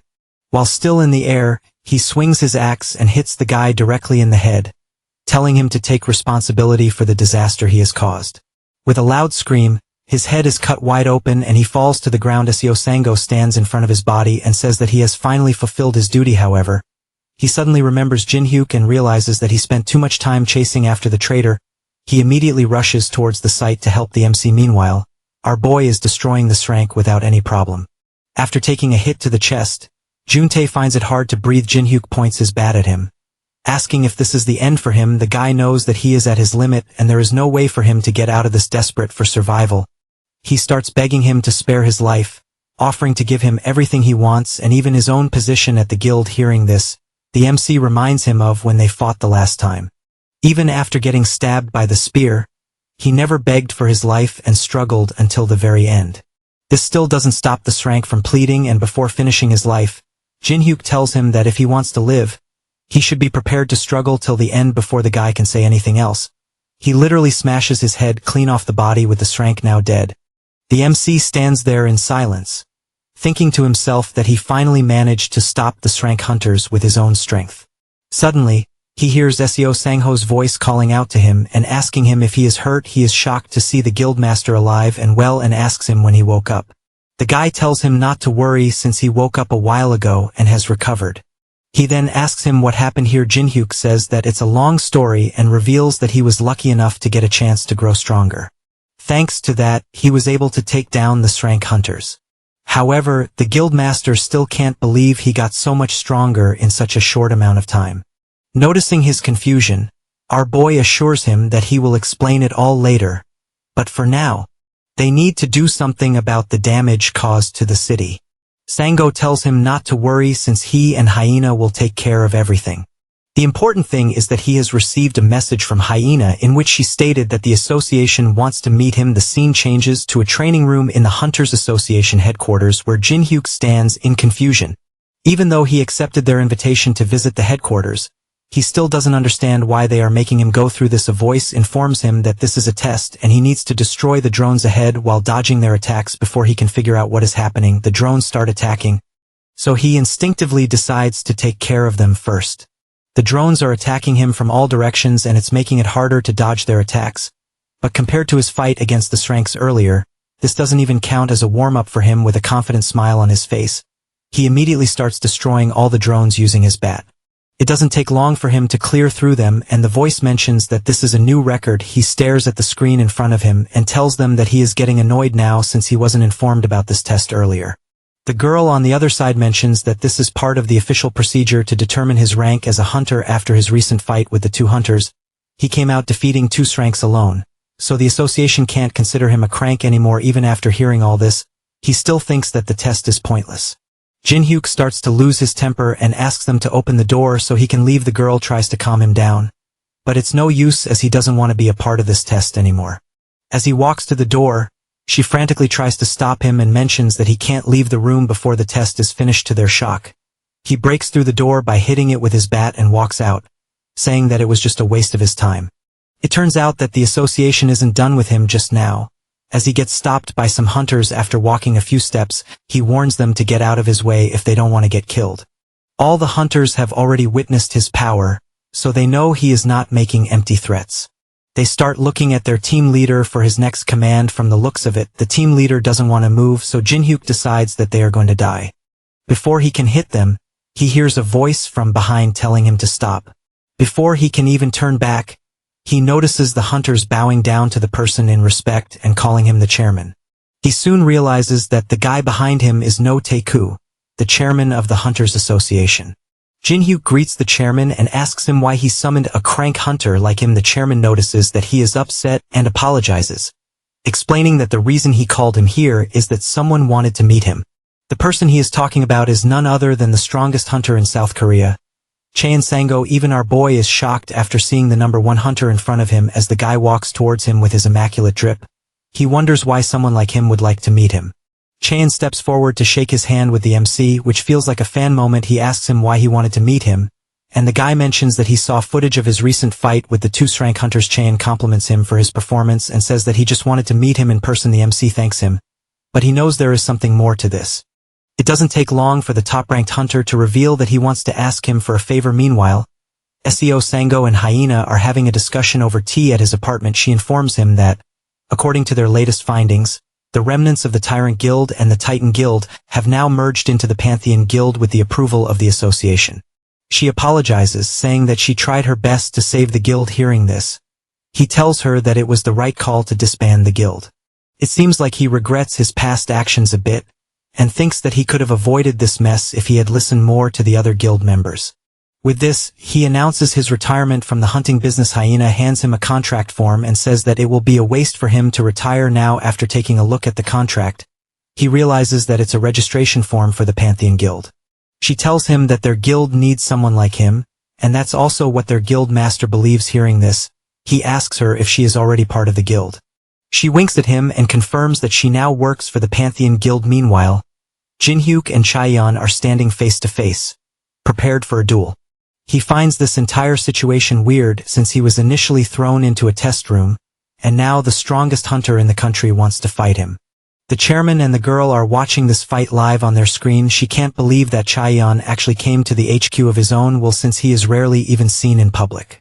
The chairman reveals that he met the hunter earlier, and after he saw Jinhyuk's fight with the two hunters, he said that he finally found someone he could fight beside, or maybe someone who could rival him. As the MC asks him why they are fighting, the top hunter mentions that he isn't sure himself. In any case, our boy isn't going to back down from a challenge, so he is ready to fight. The girl starts getting a bit worried and asks the chairman if they are really going to let them fight. He laughs and assures her that it's fine since they are just doing a normal spar. Back in the actual fight, Chaeyeon summons his sword, and both hunters ask each other to try their best. Jinhyuk smiles as he thinks to himself that he doesn't care about his ranking. All he wants is payback for the hell he endured because of him. Meanwhile, Hyena is shocked to receive a call from the association informing her that the top-ranked hunter is about to spar with Jinhyuk. Seeing her expressions, Sango knows that something is wrong and asks her what is happening. She puts the phone down and mentions that Chaeyeon Sango is about to fight the MC. This makes him a bit worried, and he asks her why they are fighting, but she also has no idea. Thinking that Jinhyuk might be in danger, the two decide to head to the Hunters Association. The scene changes to the fight where both hunters are patiently waiting for the other to lower their guard. The girl asks the chairman what he thinks about this fight. Just then, the two hunters charge at each other and their weapons collide. The chairman thinks that the top-ranked hunter will win this. In the actual fight, both hunters seem to be on par in terms of their power.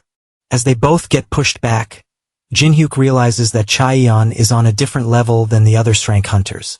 He decides it's pointless to try to gauge his strength first. Instead, he decides to go Allen from the very start and releases a powerful aura shockwave towards the top-ranked hunter. He stands in front of the attack, wondering if Jinhyuk is ready to go Allen. This gives him enough reason to also get serious, so he slashes clean through the aura and charges at him for a counterattack. He wants to see the MC's true strength and tries pushing him to his limits. The girl watching this starts to get a bit worried as the fight gets more intense. Even Jinhyuk can sense the immense power coming from the top-ranked hunter. He swings his bat to try pushing him back and gets excited thinking about fighting someone this strong. This might give him a chance to test his own limits. However, to his surprise, Chaeyeon tells him that they can't go any further. As he wonders what the guy means, the top-ranked hunter announces that he has lost. This makes Jinhyuk even more confused, and he asks him what he is talking about. Even the chairman is shocked since this is his first time seeing him admit defeat. He asks him why he is ending the spar so suddenly. Chaeyeon raises his sword and reveals that if he continues this fight, it might not hold any longer. Just as he says this, his sword suddenly breaks into pieces. With this, the chairman announces the end of the duel and officially makes Jinhyuk and Srank hunter. It doesn't take long for this news to break out, and his fight with the two Srank hunters is shown all over media channels. They also reveal that he defeated the country's top-ranked hunter in a duel and call him in for an interview. While being questioned about the defeat, he admits that it's true and says that Jinhyuk will undoubtedly become the face of the Korean hunter world. Meanwhile, The MC is a bit disappointed that the duel ended this fast since he wanted to fight a bit longer. As he is walking away from the association, Chaeyeon calls him out and congratulates him on officially becoming an S-class hunter. Our boy thanks him and says that he is grateful for the interview he did for him, but he wants to know why he did it. The top-ranked player explains that he just wanted comrades to fight alongside him, and this was a way to make the association aware of his strength. As he begins to leave, Jin-hyuk stops him and tells him not to hold back when fighting him the next time.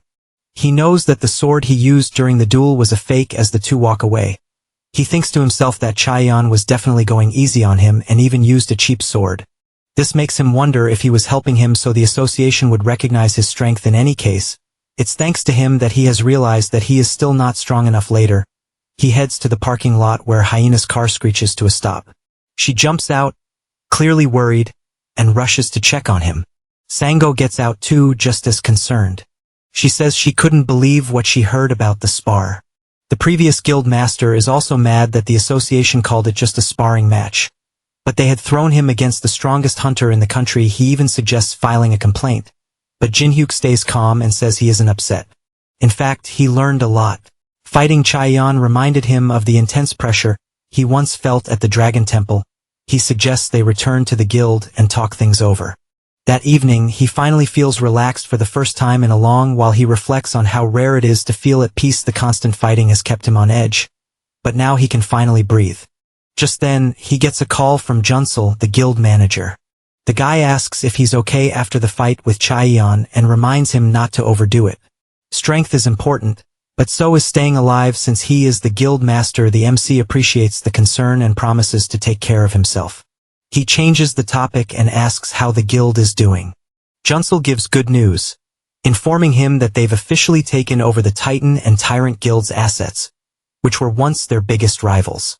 They've also opened new hunting zones that are buzzing with activity. These new areas are helping the guild grow stronger and protect its territory from other guilds. He invites Jin-hyuk to visit soon, and he agrees after the call. Our boy sits quietly. Exhausted, he wants to rest, but he knows he has responsibilities. Instead of relaxing, he decides to go to a dungeon and catch up with Chaeyeon. He stops by the dwarf craftsman's workshop to ask for help.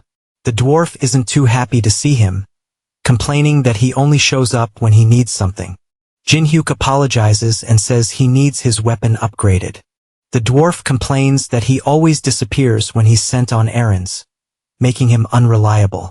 The MC explains he had his reasons and promises to make it up to him when he tells the dwarf about the spar with Chaeyeon. The dwarf gets furious and grabs his weapon. He demands to know if Jin-hyuk lost while using the bat he crafted. He's clearly offended still. Instead of refusing, the dwarf says he is lucky since he's been wanting to try out a new technique anyway. He tries to thank him, but the dwarf cuts him off, saying he's not doing it out of kindness. He just wants to prove himself as a craftsman. As Jin-hyuk leaves, he starts thinking about Lucia, as he hasn't seen her in a while. He realizes she might have the answer to something that's been bothering him. Feeling hopeful, he heads deeper into the dungeon to find her. But as he walks, he feels like he's forgetting something important, though he can't figure out what. When he finally finds Lucia, she's furious. She almost punches him, demanding to know why he came without bringing anything. Instead of answering, Jin-hyuk says he was looking for her and asks if she's really been in the dungeon all this time. Lucia confirms it and says that she's been working on a magic circle, which is her only hope of returning to her world. She's made some progress, which catches his attention. He asks if she'll be able to go back soon. Lucia sighs and says it's not that simple. She's tested her dimensional magic a few times. Everything seems to go perfectly. She follows all the steps and it feels like the spell works. But nothing actually happens. Even though the magic feels right, the result is always the same. Nothing. She's confident it should work, but doesn't understand why it isn't. While she is saying all this, a strange portal starts to open in Jin-hyuk's fridge. The next morning, our boy makes his way to the local supermarket and buys some snacks for Lucia so she won't complain next time. While he is leaving, the cashier stops him and asks if he is Guildmaster Kong. Jin-hyuk with a confused expression. He confirms it, which makes the girl excited. She tells him that she is a huge fan and asks him for a photo. Suddenly, he notices other people taking photos of him too, not trying to make the situation worse. He quickly apologizes and runs out of the store. While making his way back to the cave, He realizes that he is more well-known than he thought. The dwarf finally shows him his new weapon and claims that it's a whole different level than the previous one. As Jinhyuk grabs the bat, he starts to feel it absorbing his mana. This makes him wonder if there is a fault with the bat. But the dwarf guy takes it as an insult and smacks him on the face. He reminds him of the Alron or that he purified last time and explains that he used it for the enhancement. Normally, or from monsters, carries the traits of that specific monster. In Alron's case, the trait should have been the absorption of life. However, thanks to his purification, it changed to the absorption of mana. Since it's draining his mana, it means that the weapon is working perfectly still. Jinhyuk is a bit worried about the bat draining all of his mana, but the dwarf assures him that it will stop after a certain amount. Suddenly, the bat stops absorbing his mana, which means that it is at its maximum capacity. The dwarf tells him that he can use the mana stored inside whenever he wants. To test it out, our boy aims the bat directly at a statue in front of him and swings it in the air, causing it to release a powerful shockwave of mana. The dwarf is a bit impressed that he was able to use it this well on his first try. Jinhyuk thanks him for the enhancement, but the old guy doesn't want his thanks. He only wants some booze. As the two of them talk, the dwarf asks him where he is going today. He mentions that he is going to see Lucia for a bit. Hearing her name, it becomes apparent that the dwarf doesn't like her. This makes our boy curious, and he asks him why he can't seem to get along with her. The old man makes a serious expression and says that it's a long story. The only reason they are tolerating each other is that they have no other choice. However, dwarves and elves have been at war for as long as he can remember. He claims that the elves sold their people to the dragons, which comes as a shocking revelation to Jinhyuk. He finally realizes the depth of the beef between the two races. Later, when he meets Lucia, she screams at him as usual, asking him where he has been. He asks her why she called him to the temple when she is always in the boss room.